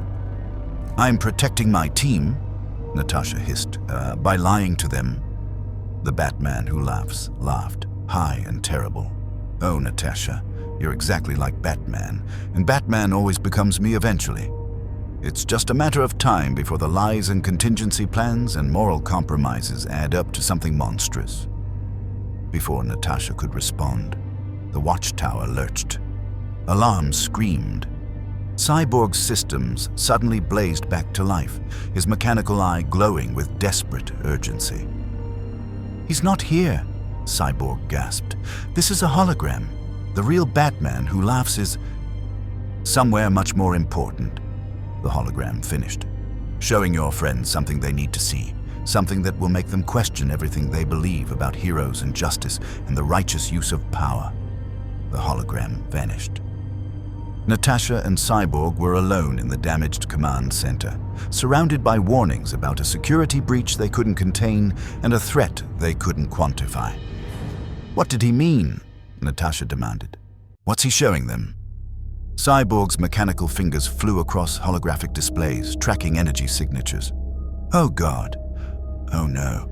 He's breached the Hall of Justice archives. The classified files. He's accessing... His human eye widened in horror. The Injustice timeline documentation, complete records, video files, everything. And he's sending it to the Avengers, Cyborg confirmed, to show them what their Justice League could become, what any hero could become with enough pressure and enough power and enough certainty that they're right. In the ruins of a Chitauri bioship on the outskirts of Central City, Bruce Banner and the Flash stood amid the corpses of alien invaders, both covered in ichor and exhausted. The Hulk had emerged, not in mindless rage, but in controlled fury, a perfect synthesis of Banner's intellect and the Gamma creature's strength. They'd saved thousands, won an impossible battle, and then Banner's phone, somehow still functional despite the dimensional breach, chimed with an incoming data burst. That's weird, Barry said, vibrating with nervous energy as always. Comms have been down across all networks except our encrypted League channels. How did you... Banner opened the file, and everything stopped. Video footage, crystal clear. Superman in black armor, eyes cold with absolute conviction, standing over Batman's broken form. Killing people who opposed his regime, establishing global peace through totalitarian control, declaring himself Earth's protector and judge in one breath. This is propaganda, Barry said immediately, looking over Banner's shoulder. Some kind of dark multiverse corruption trying to make us doubt each other. Bruce, you can't... Is it real? Banner asked quietly. This timeline, this Injustice Superman, did it actually happen in your multiverse? Barry's silence was answer enough. It happened, Banner breathed. Superman, your Superman, or a version of him, actually became a dictator, actually killed people, actually decided he knew better than everyone else, and enforced his will on the entire planet. A different Superman, Barry stressed. Different timeline, different choices. Our Superman would never... Your Superman is one bad day away from becoming that. Banner interrupted, his voice shaking. Don't you see? That's what this shows, that the same person, under different circumstances, can become a monster, That power doesn't corrupt, it reveals. And what it reveals is that even the most noble person, given enough power and enough pain, will justify tyranny as protection. Bruce, I wanted to be a hero, Banner said, staring at his hands. Tried to replicate the super soldier serum. Thought I could help people. Instead, I created the Hulk, a monster that's killed people, that's destroyed cities, that I've had to cage inside my own mind because if I let him out fully, he looked at Barry. I'd be exactly like Injustice Superman, a threat that believes it's a protector. But you're not, Barry insisted. You control him now. You've mastered that power. For how long? Banner's eyes were hollow. How long until something pushes me too far? Until the Hulk decides that smashing problems is simpler than solving them? Until I become the very thing I've been fighting against? The data file continued playing. Wonder Woman joining Superman's regime, killing dissenters, Green Lantern enforcing global peace zones, the Flash creating a surveillance state, heroes becoming tyrants, all in the name of protecting the innocent. This is what you people have been hiding from us, Banner realized. This is why Batman has contingencies to kill his own teammates. Why Diana talks about fallen heroes. Why everyone looks at Superman like he's a bomb waiting to go off. He turned to Barry, and the Flash saw genuine fear in the scientist's eyes. You're all terrified of yourselves, terrified of what you could become. Yes, Barry admitted quietly. Every single day. On Darkseid's flagship, Thor and Superman fought the god of tyranny with everything they had. Lightning and heat vision, Mjolnir's fury and Kryptonian strength. But Darkseid was toying with them, his Omega beams carving reality apart with casual ease. You fight well, Kryptonian, Darkseid rumbled, blocking Thor's hammer strike with one massive hand. But you fight without conviction, you pull your punches, limit your strength. Why? Because I choose to. Superman gritted out, his heat vision intensifying. Because power without restraint is tyranny. Tyranny is strength given purpose, Darkseid countered. He caught Superman's punch mid-swing and twisted, forcing the Man of Steel to his knees. You could end all suffering on your world, enforce peace, eliminate crime, rule as the god you clearly are, but you choose weakness instead. You choose to let lesser beings dictate to you what is right. I choose freedom, Superman gasped. You choose cowardice. Darkseid's Omega beams lanced out, and Superman barely dodged. I've watched you, Kal-El. Across timelines, across universes, I know your darkest fear, that one day you will become what you fight, that one day you will decide that your judgment is more important than their consent, and on that day, Darkseid smiled. You will understand why tyranny is the only logical conclusion to godhood. Thor recovered, lightning exploding across his form. You know nothing of godhood, tyrant. True gods serve their people, not enslave them. Then your gods are fools, Darkseid replied. He grabbed Thor by the throat, Omega energy building in his eyes. And you are a fool for believing servitude is nobility. The Omega beams fired point blank. Thor's scream echoed across the flagship. Superman launched himself at Darkseid with desperate fury, but the god of tyranny was ready. They clashed in an explosion that shook the vessel to its core. And in that moment, Superman's communicator crackled to life. Batman's voice, tight with urgency. Clark, stand down. Immediate withdrawal. The Batman who laughs has... The transmission cut off. But Superman had heard enough fear in Bruce's voice to know something had gone catastrophically wrong. We have to go, Superman said to Thor, who was struggling to his feet, Mjolnir crackling with wounded lightning. But the battle is a distraction, Superman realized with dawning horror. Darkseid, the Chitauri, all of it. It's cover for the Batman who loves to execute his real plan, and we fell for it. Darkseid's laughter followed them as they fled. Run, Kryptonian. Run to your precious Earth and see what seeds of doubt have been planted in your allies' hearts. See how quickly trust turns to suspicion when heroes learn what they're capable of becoming. Superman and Thor teleported back to the watchtower, leaving Darkseid's flagship unchallenged. And the god of tyranny smiled, because everything was proceeding exactly as he'd foreseen. The Avengers and Justice League weren't just fighting external threats. They were about to start fighting each other. The watchtower's conference room felt like a courtroom. The Justice League stood on one side, Superman's expression carefully controlled, Batman's white-eyed cowl fixed on Tony Stark with surgical intensity, Wonder Woman's hand resting on her lasso as if preparing to compel truth. The Avengers on the other, Steve Rogers with shield raised defensively, Thor's lightning crackling dangerously, Bruce Banner's eyes flickering between brown and green, and in the center, projected on holographic displays, was the evidence. Encrypted communications between Tony Stark and Lex Luthor. Schematics for dimensional technology built from combined resources.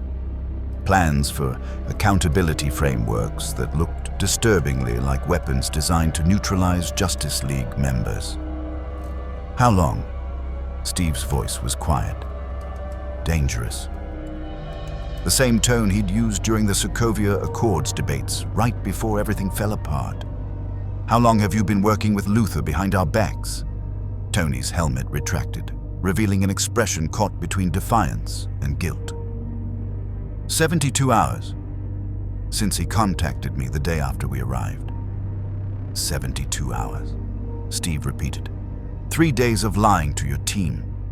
3 days of collaborating with a man who, from what I've gathered, is basically this universe's version of me, Tony finished bitterly. Yeah, I got that. Genius billionaire with a god complex and a pathological need to control things he doesn't understand. Real, subtle parallel. Luthor is more than that, Superman said, his voice carrying an edge that made the temperature drop. He's orchestrated multiple attempts to destroy me. Used civilian populations as leverage. Built weapons of mass destruction because he fundamentally believes that humanity needs protection from alien influence. My influence. And is he wrong? Tony shot back. You're functionally immortal, strong enough to move planets, and you operate without any oversight except your own moral compass. In my world, we learned the hard way what happens when superpowered beings answer to no one but themselves. We've learned that lesson too, Batman growled. We've seen what happens when heroes decide they know better, when they cross lines that can't be uncrossed. That's why I have contingency plans. That's why we maintain checks and balances. Checks and balances, you decide, Tony countered. Plans you implement without consultation. You're doing exactly what you're accusing me of, making unilateral decisions about who to trust and how to protect people. The difference, Diana interjected, her voice cold as ancient marble, is that Bruce's plans are known to us. We've agreed to them, accepted them, even if we don't like them. You've been lying, collaborating with our enemy, building technology that could be used against us. To help my team get home, Tony insisted. Luthor has resources you don't. Knowledge about dimensional breaches that could actually get us back to our universe. Was I supposed to just ignore that? Strand my team here because your guy has a beef with the local alien god? You are supposed to trust us, Steve said, and the pain in his voice cut deeper than any accusation. We've been down this road before, Tony. Secret agendas, hidden alliances, building things behind each other's backs. It destroyed us once. I won't let it happen again. Then maybe you should have built better frameworks for trust, Tony shot back.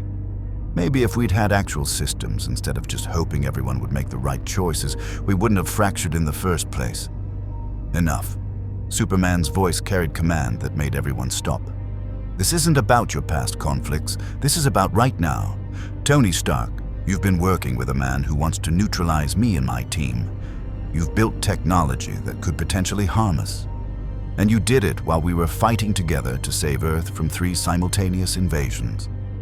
His eyes glowed fractionally red. Give me one good reason why I shouldn't consider you a threat. The silence was deafening. Tony's arc reactor pulsed faster, his armor's systems automatically preparing defensive protocols. Steve's hand tightened on his shield. Thor's grip on Mjolnir shifted into combat ready. The teams were seconds from open conflict. "Because he's afraid," Natasha said quietly from the doorway.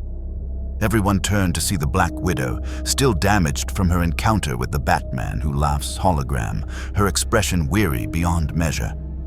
He's afraid of becoming Injustice Superman, of having power without accountability, of turning into a monster while thinking he's a hero. "Nat," Tony started. "I read the files the Batman who laughs sent," Natasha continued. "Saw what happened in your alternate timeline. Superman becoming a dictator. Wonder Woman joining him. The Justice League enforcing global peace through totalitarian control. And I understand why Tony went to Luthor." She looked at her teammate. "Because he looked at this universe and saw the same pattern. Super-powered beings operating without oversight, without accountability, without anyone strong enough to stop them if they go rogue."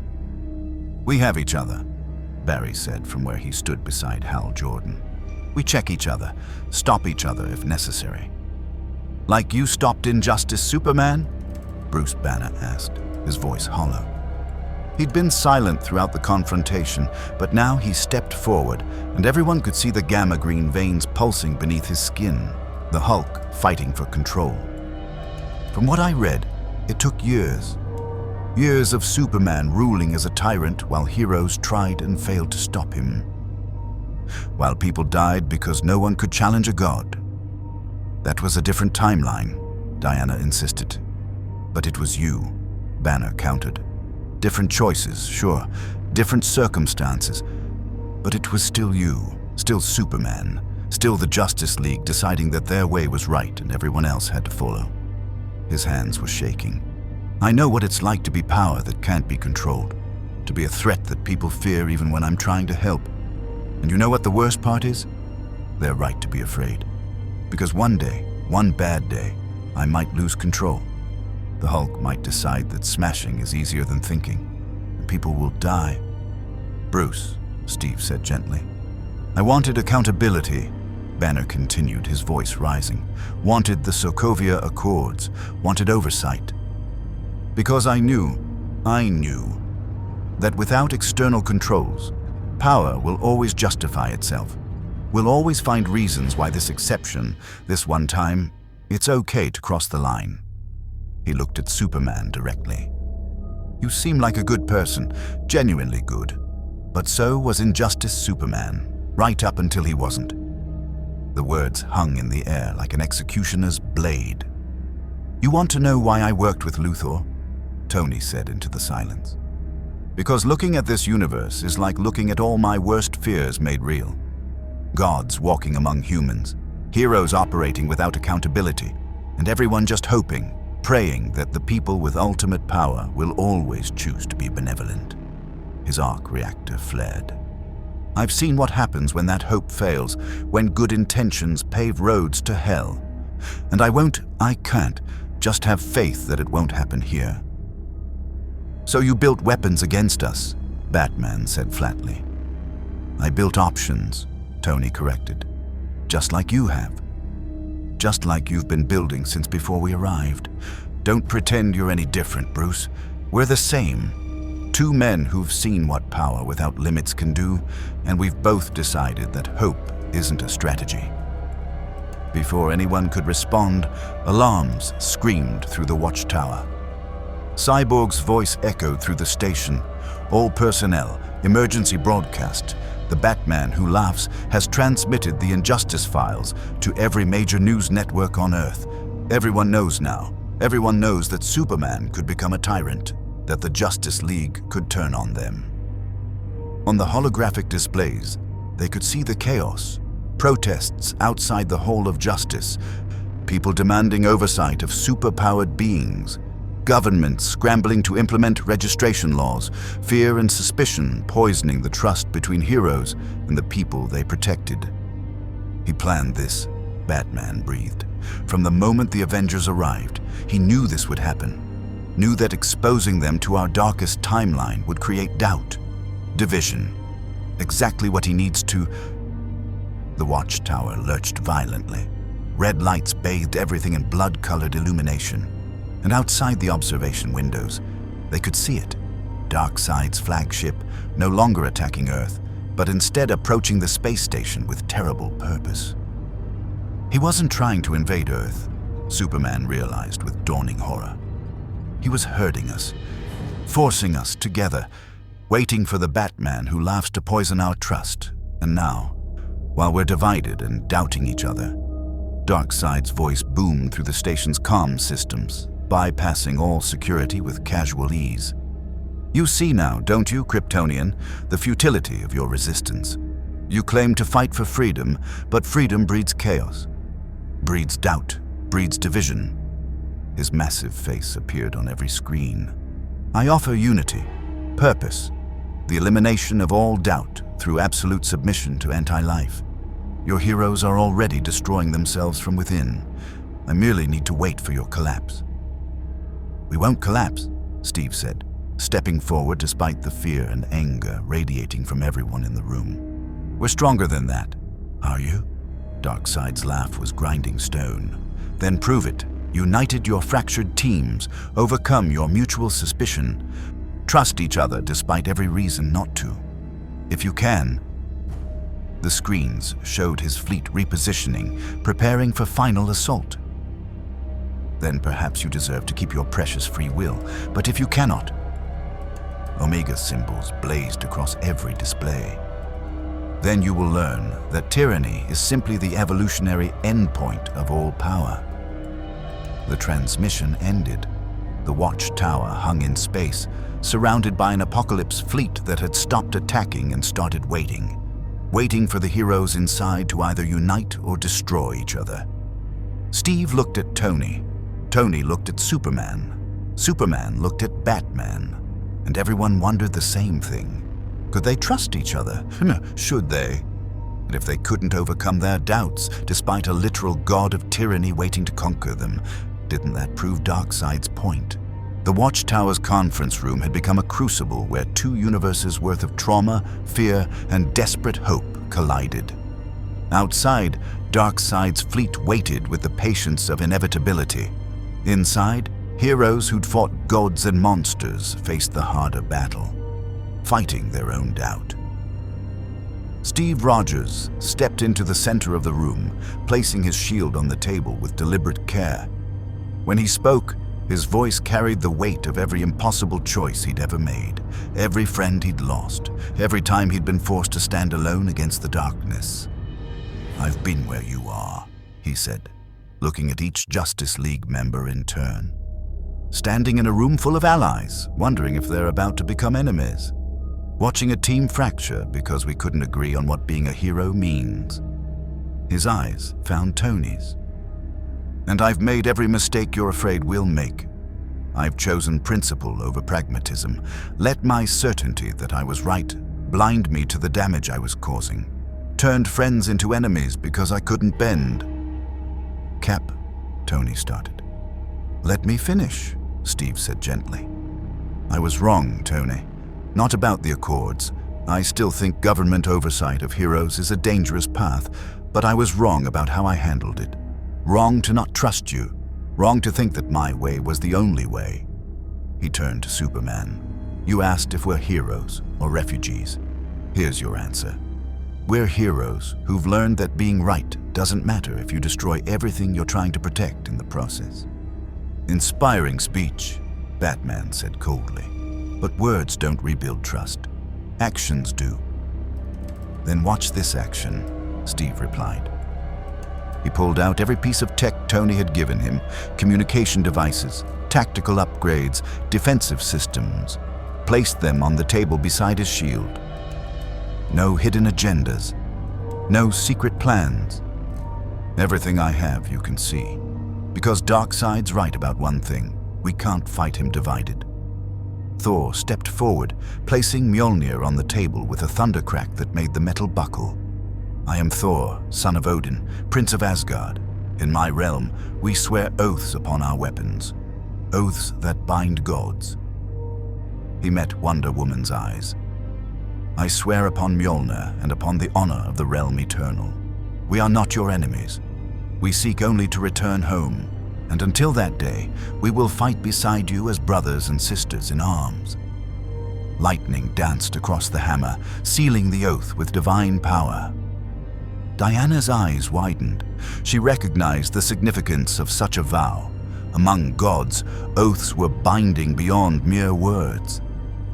Bruce Banner was next, his hands still shaking with barely controlled gamma energy. I don't have a weapon to swear on. Just this.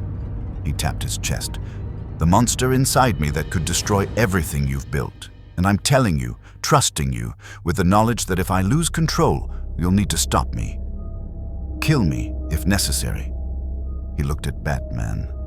Add me to your contingency plans. I'm giving you permission. Bruce, no, Steve started. Yes, Bruce interrupted, because that's what accountability looks like. Not just oversight from faceless governments or organizations, but acceptance that sometimes we need to be stopped. By people we trust to make that call.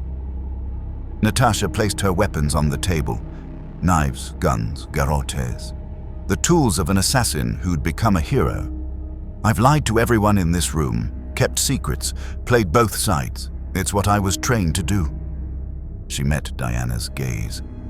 But I'm choosing not to anymore. Choosing to trust that you'll use your lasso for justice, not interrogation. That Superman won't become his injustice self. That Batman's contingencies won't turn into executions. She paused. And I'm asking you to trust that we won't either. Clint and his quiver joined the pile. I'm just a guy with a bow, he said with characteristic understatement. But I've seen these people fight for others at the cost of everything they had. They're heroes, real ones. The kind who will die rather than become monsters. All eyes turned to Tony Stark. The genius billionaire stood isolated, his armor gleaming in the watchtower's emergency lighting. His arc reactor pulsed with anxious rhythm. Everyone could see the internal war playing across his face, pride versus pragmatism, fear versus faith, the desperate need for control, warring with the equally desperate need for connection. I don't trust easily, Tony said finally. I've been betrayed too many times, lost too many people, built too many things that were used to hurt instead of help. He looked at Steve. And I've been the betrayer too. Kept secrets, made unilateral decisions, told myself it was for the greater good while I drove wedges between the people I cared about. His hands moved to his arc reactor. The gesture everyone recognized, the vulnerability of the thing keeping him alive. This, Tony said, his voice rough with emotion, is the result of trusting the wrong people, of building weapons that fell into the wrong hands, of thinking I could control everything if I was just smart enough. He met Superman's eyes. And you know what? I looked at you and saw every mistake I've ever made reflected back. A being with ultimate power who decides what's right based on personal moral code, who could end threats permanently but chooses not to, who asks people to just have faith. Tony, Clark started. But I also saw something else, Tony continued. I saw someone who's had 1,000 opportunities to become Injustice Superman and hasn't, who's faced the worst this universe can throw at him and still chooses to be gentle, to be kind, to save everyone, even the people trying to kill him. His hands moved away from the arc reactor. And I realized that maybe trust isn't about having control. Maybe it's about accepting that some things can't be controlled and choosing to have faith anyway. He powered down his armor. The plates retracted. The weapons systems went offline. The defensive shields dropped. Tony Stark stood before the Justice League in just his clothes and the arc reactor, more vulnerable than he'd been since the cave in Afghanistan. I'm sorry, he said simply, for working with Luthor, for keeping secrets, for not trusting you when you'd given me no reason not to except my own fear. He pulled out the encrypted communicator Lex had given him and crushed it in his hand. I'm choosing trust, choosing faith, choosing to believe that you're better than my worst fears. Superman's expression softened. Batman's posture relaxed fractionally. Diana's hand left her lasso. We've all made mistakes, Clark said quietly. He turned to address both teams. Every person in this room has crossed lines, made choices that haunt us, hurt people we were trying to protect. The injustice timeline exists because I, a version of me, made the worst possible choices at the worst possible time. His voice hardened with determination. But that's not this timeline. We're not those people, and we don't have to become them. Darkseid is counting on us to fail, Batman said, his tactical mind already shifting gears. He's betting that our fear and suspicion will do his work for him, that we'll tear ourselves apart before he has to fire a single Omega beam. Then let's prove him wrong, Steve said, picking up his shield. Justice League and Avengers, united. No more secrets. No more doubts. Just heroes fighting for the people who can't fight for themselves. Diana smiled. A true Amazon warrior's smile, fierce and joyful. Well spoken, Captain. But words alone won't stop Darkseid. We need a plan. We need a miracle, Cyborg corrected, pulling up tactical displays that showed the sheer scale of the Apocalypse fleet. His forces outnumber us 50-1. His flagship has weapons that can crack moons, and Darkseid himself. The displays showed analysis of the god of tyranny's power output. Is functionally unstoppable. We've faced worse, Tony said, his engineer's mind already analyzing the data. Actually, no. We probably haven't, but we've faced impossible before and won. He turned to Cyborg. That mother box technology in your systems, can it interface with boom tube mechanics? In theory, Cyborg replied. But I'd need processing power beyond anything available to. You'd need my arc reactor's quantum processing architecture combined with your mother box hybrid systems, Tony finished. I'm already calculating the integration points. Give me 10 minutes. I can give you 5, Cyborg said, grinning for the first time since the crisis began. Superman, Thor, Batman said, his voice carrying command. You're our heavy hitters. Keep Darkseid occupied. Don't try to beat him. Just keep him from targeting Earth or the watchtower long enough for us to execute the plan. What plan? Hal Jordan asked.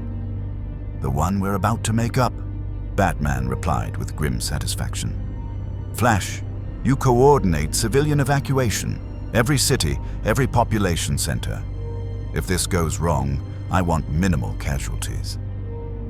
On it, Barry said, already vibrating with readiness. Wonder Woman, Captain America, Superman said. Ground forces. The parademons will try to establish beachheads the moment we engage Darkseid. Hold the line. We've held impossible lines before, Steve said, shield already on his arm. Green Lantern, Hulk, Diana added. Orbital superiority. Nothing gets through to Earth's atmosphere. Nothing.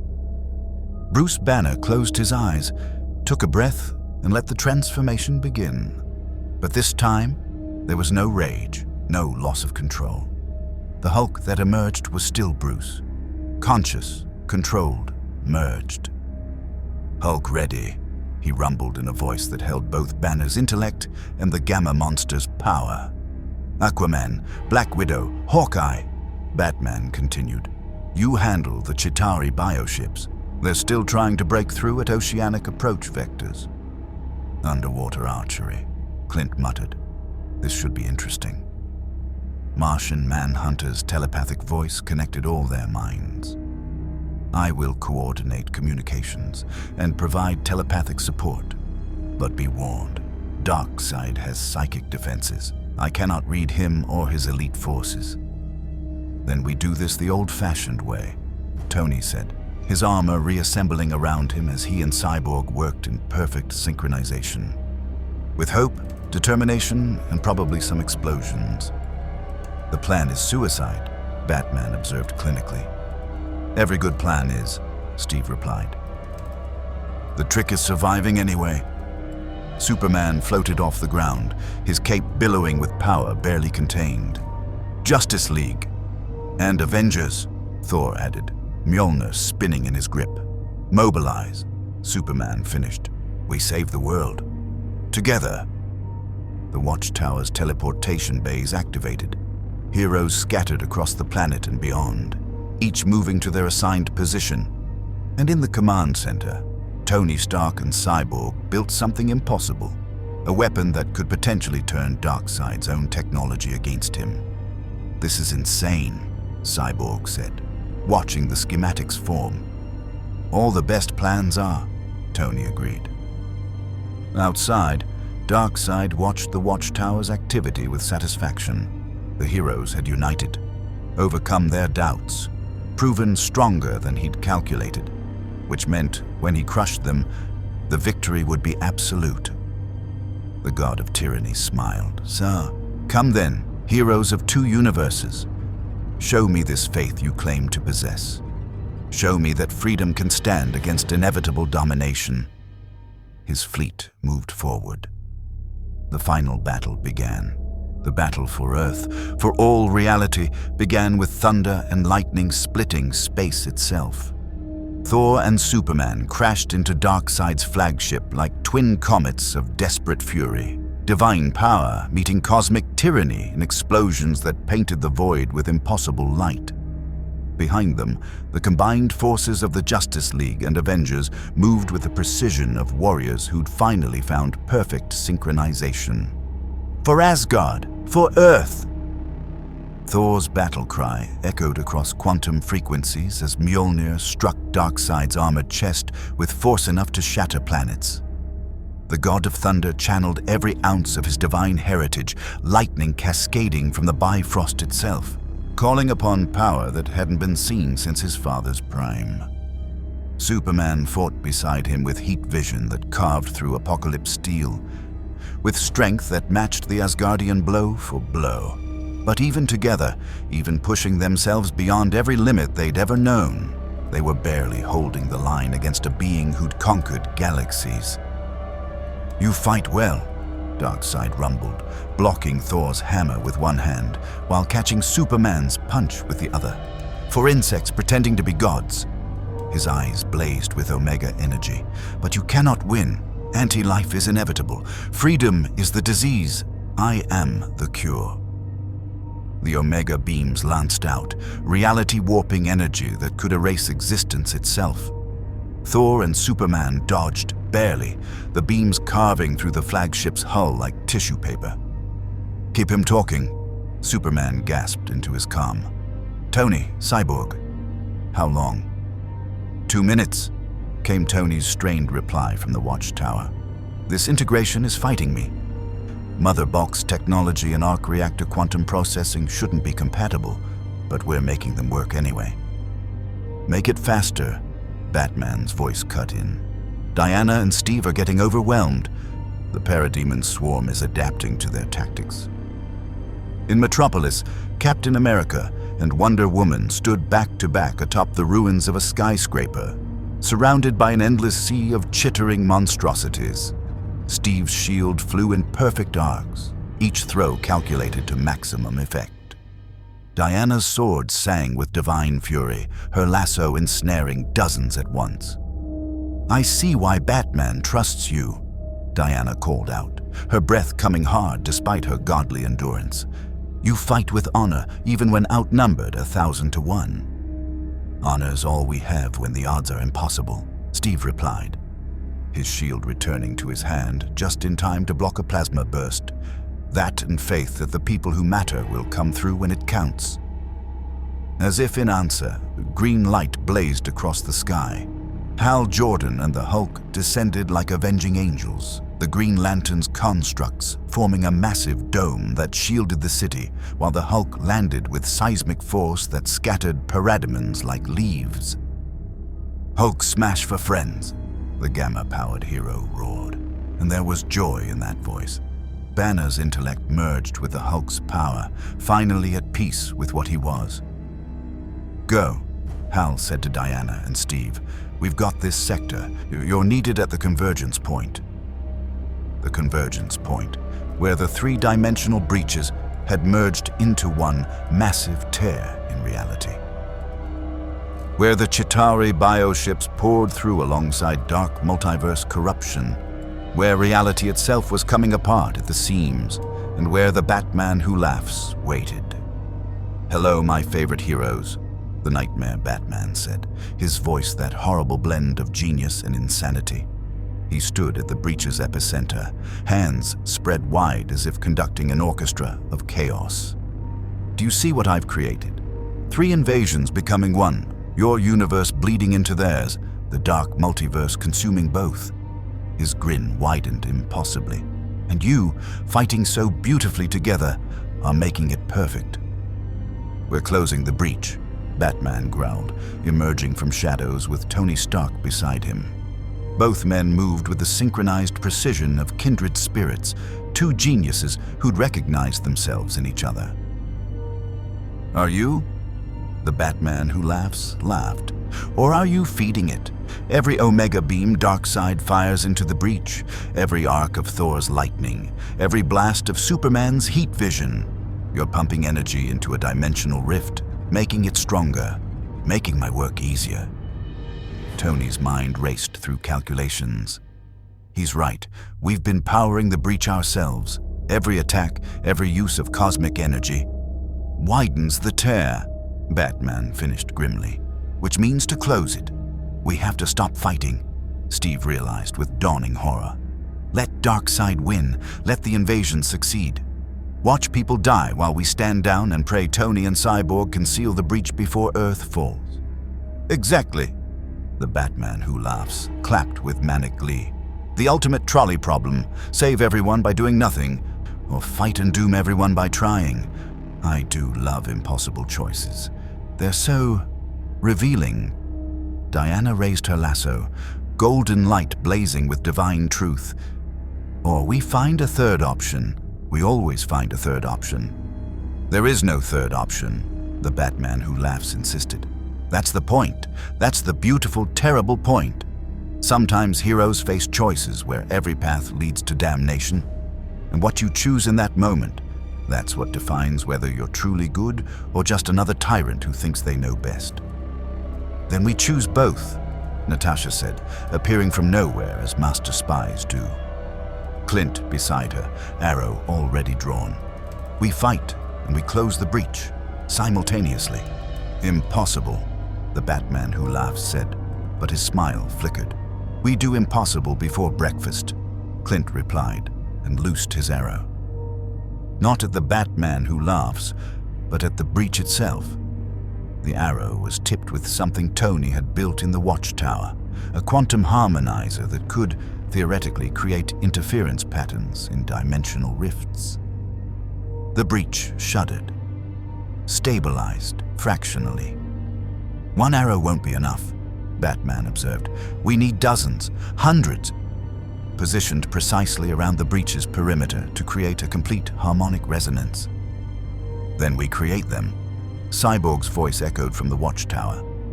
"Tony and I just cracked the mother box integration.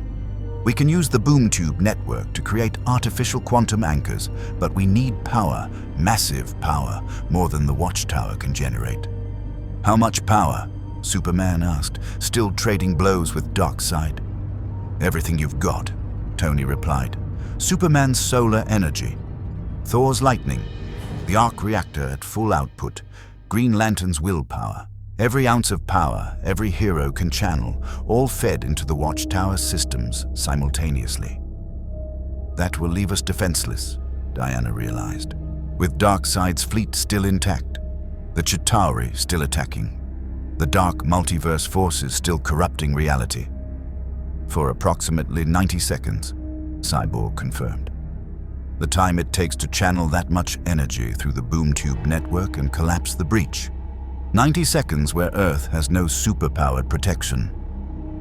90 seconds where we trust," Steve said quietly.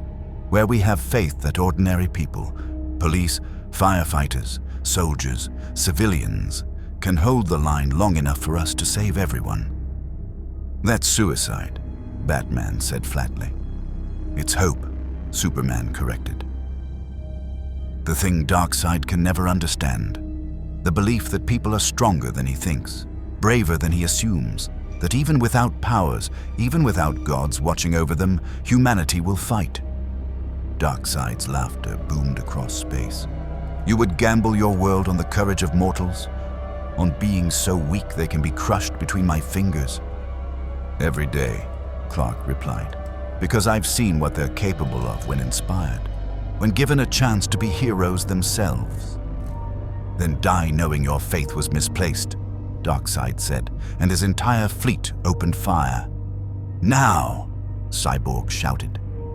It happened in heartbeats. Superman and Thor disengaged from Darkseid, flying at maximum speed toward the watchtower. Thor's lightning and Clark's solar energy pouring into Cyborg's jerry-rigged quantum network. Tony's arc reactor went to full output, the chest piece blazing bright enough to be seen from Earth. Hal Jordan's ring flared green with every ounce of willpower he could muster. Diana's bracelets channeled divine energy. The Flash ran faster than light itself, his Speed Force connection feeding into the system. Every hero, every power, every ounce of strength channeled into one desperate gambit. And on Earth, as the heroes went dark, as the Justice League and Avengers fell from the sky powerless and vulnerable, ordinary people stepped up. Police officers with riot shields faced down parademons. Firefighters with axes held the line against Chitauri soldiers. Civilians armed with nothing but courage threw themselves at invaders threatening their families. The people of Earth, fragile, mortal, beautifully human, refused to surrender. 90 seconds, Natasha counted, fighting hand-to-hand against enemies that should have killed her instantly. "We can hold 90 seconds. "We can hold forever," a police sergeant replied beside her, firing his pistol with steady determination, despite facing aliens that shrugged off bullets. The watchtower's systems screamed as impossible amounts of energy flooded through quantum networks never designed for such loads. Tony and Cyborg worked in perfect synchronization. Their minds merged through technology and trust, building the miracle as they went. "Quantum anchors deploying," Cyborg reported. "Harmonic resonance building. Breach stabilization in 60 seconds. Darkseid's fleet continued its bombardment. Earth's atmosphere lit up with impacts. Cities burned. People died, but they held. 45 seconds, Tony gasped, the arc reactor's output threatening to tear him apart from the inside. On Darkseid's flagship, the god of tyranny watched in dawning realization. "No, they cannot. This is impossible."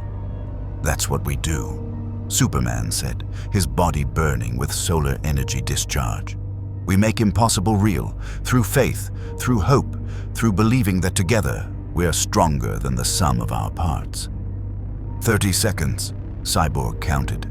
"Breach collapse imminent. All forces prepare for dimensional backlash." The Batman who laughed screamed, an inhuman sound of rage and disbelief. "No, you can't. This isn't. The calculations don't." "We don't calculate hope," Batman said, appearing behind his nightmare self with precise timing. "We live it." The blow was perfect.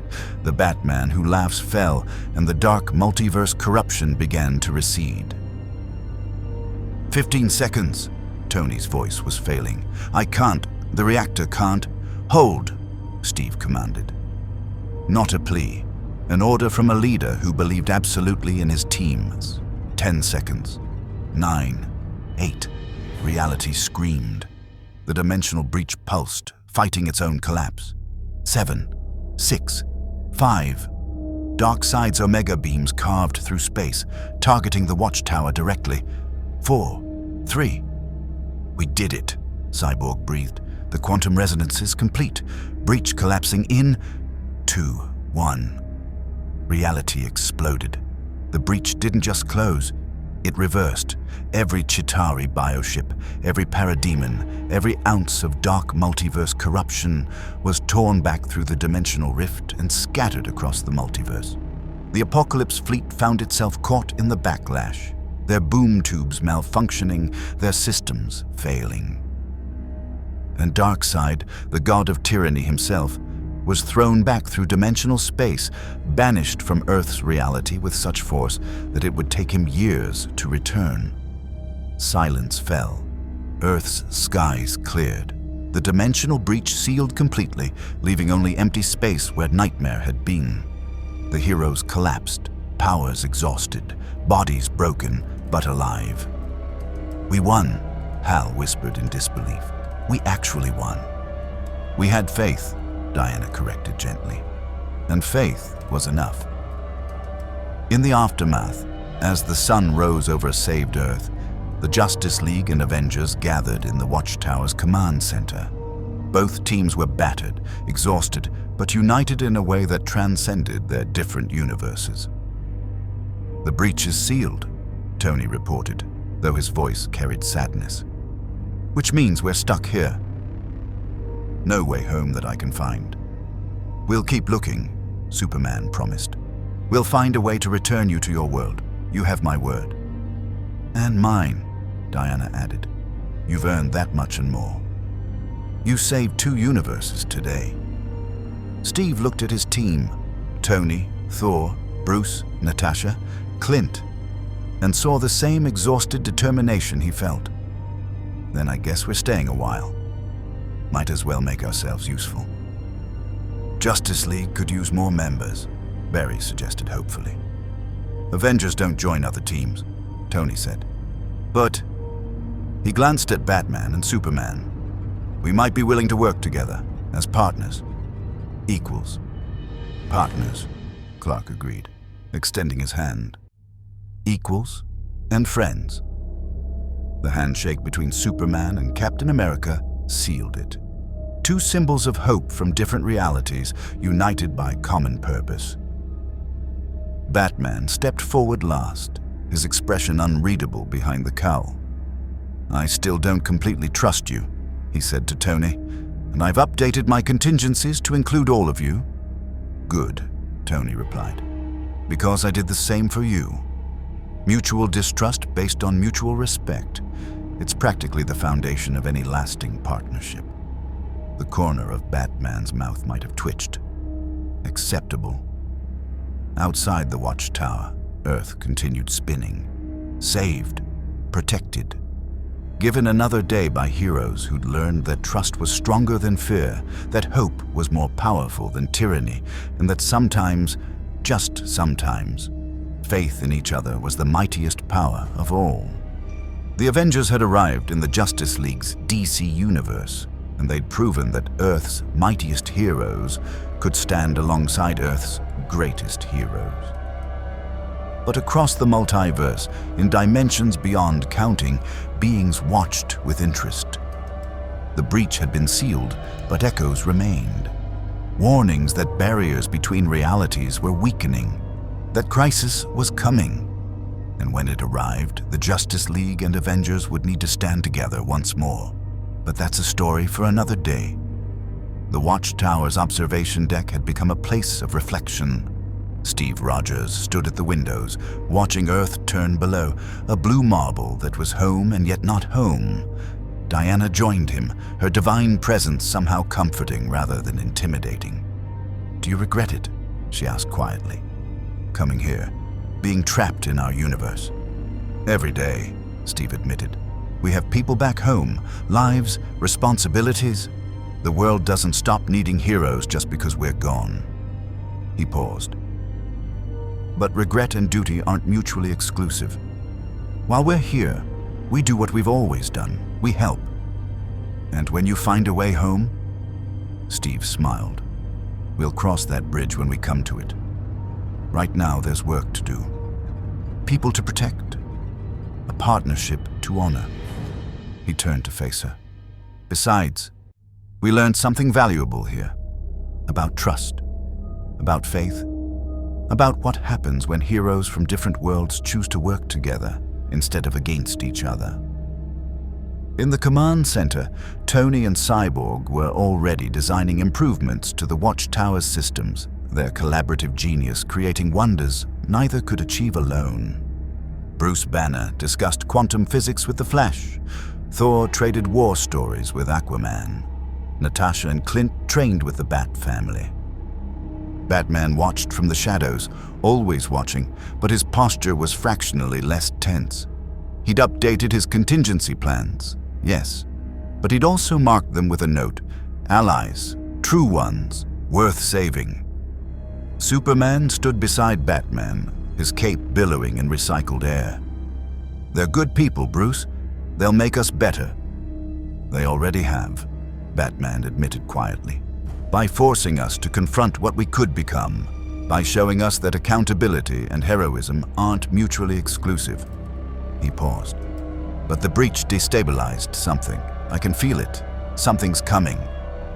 "Then we'll face it together," Clark replied with absolute certainty. "Justice League and Avengers, united." Across the multiverse, reality settled into new configurations. The dimensional breach was sealed, but its effects would ripple through time and space for years to come. Darkseid plotted his return. Lex Luthor filed away everything he'd learned about dimensional travelers, and in the dark multiverse, the Batman who laughs smiled despite his defeat. Because every ending was just another beginning. Every victory contained the seeds of future conflicts, and the game, the eternal game between hope and despair, freedom and tyranny, light and darkness, would continue as it always had. But for now, in this moment, Earth was safe. Heroes stood united, and hope shone brightest in the darkest night. Thank you for watching. Please like and subscribe.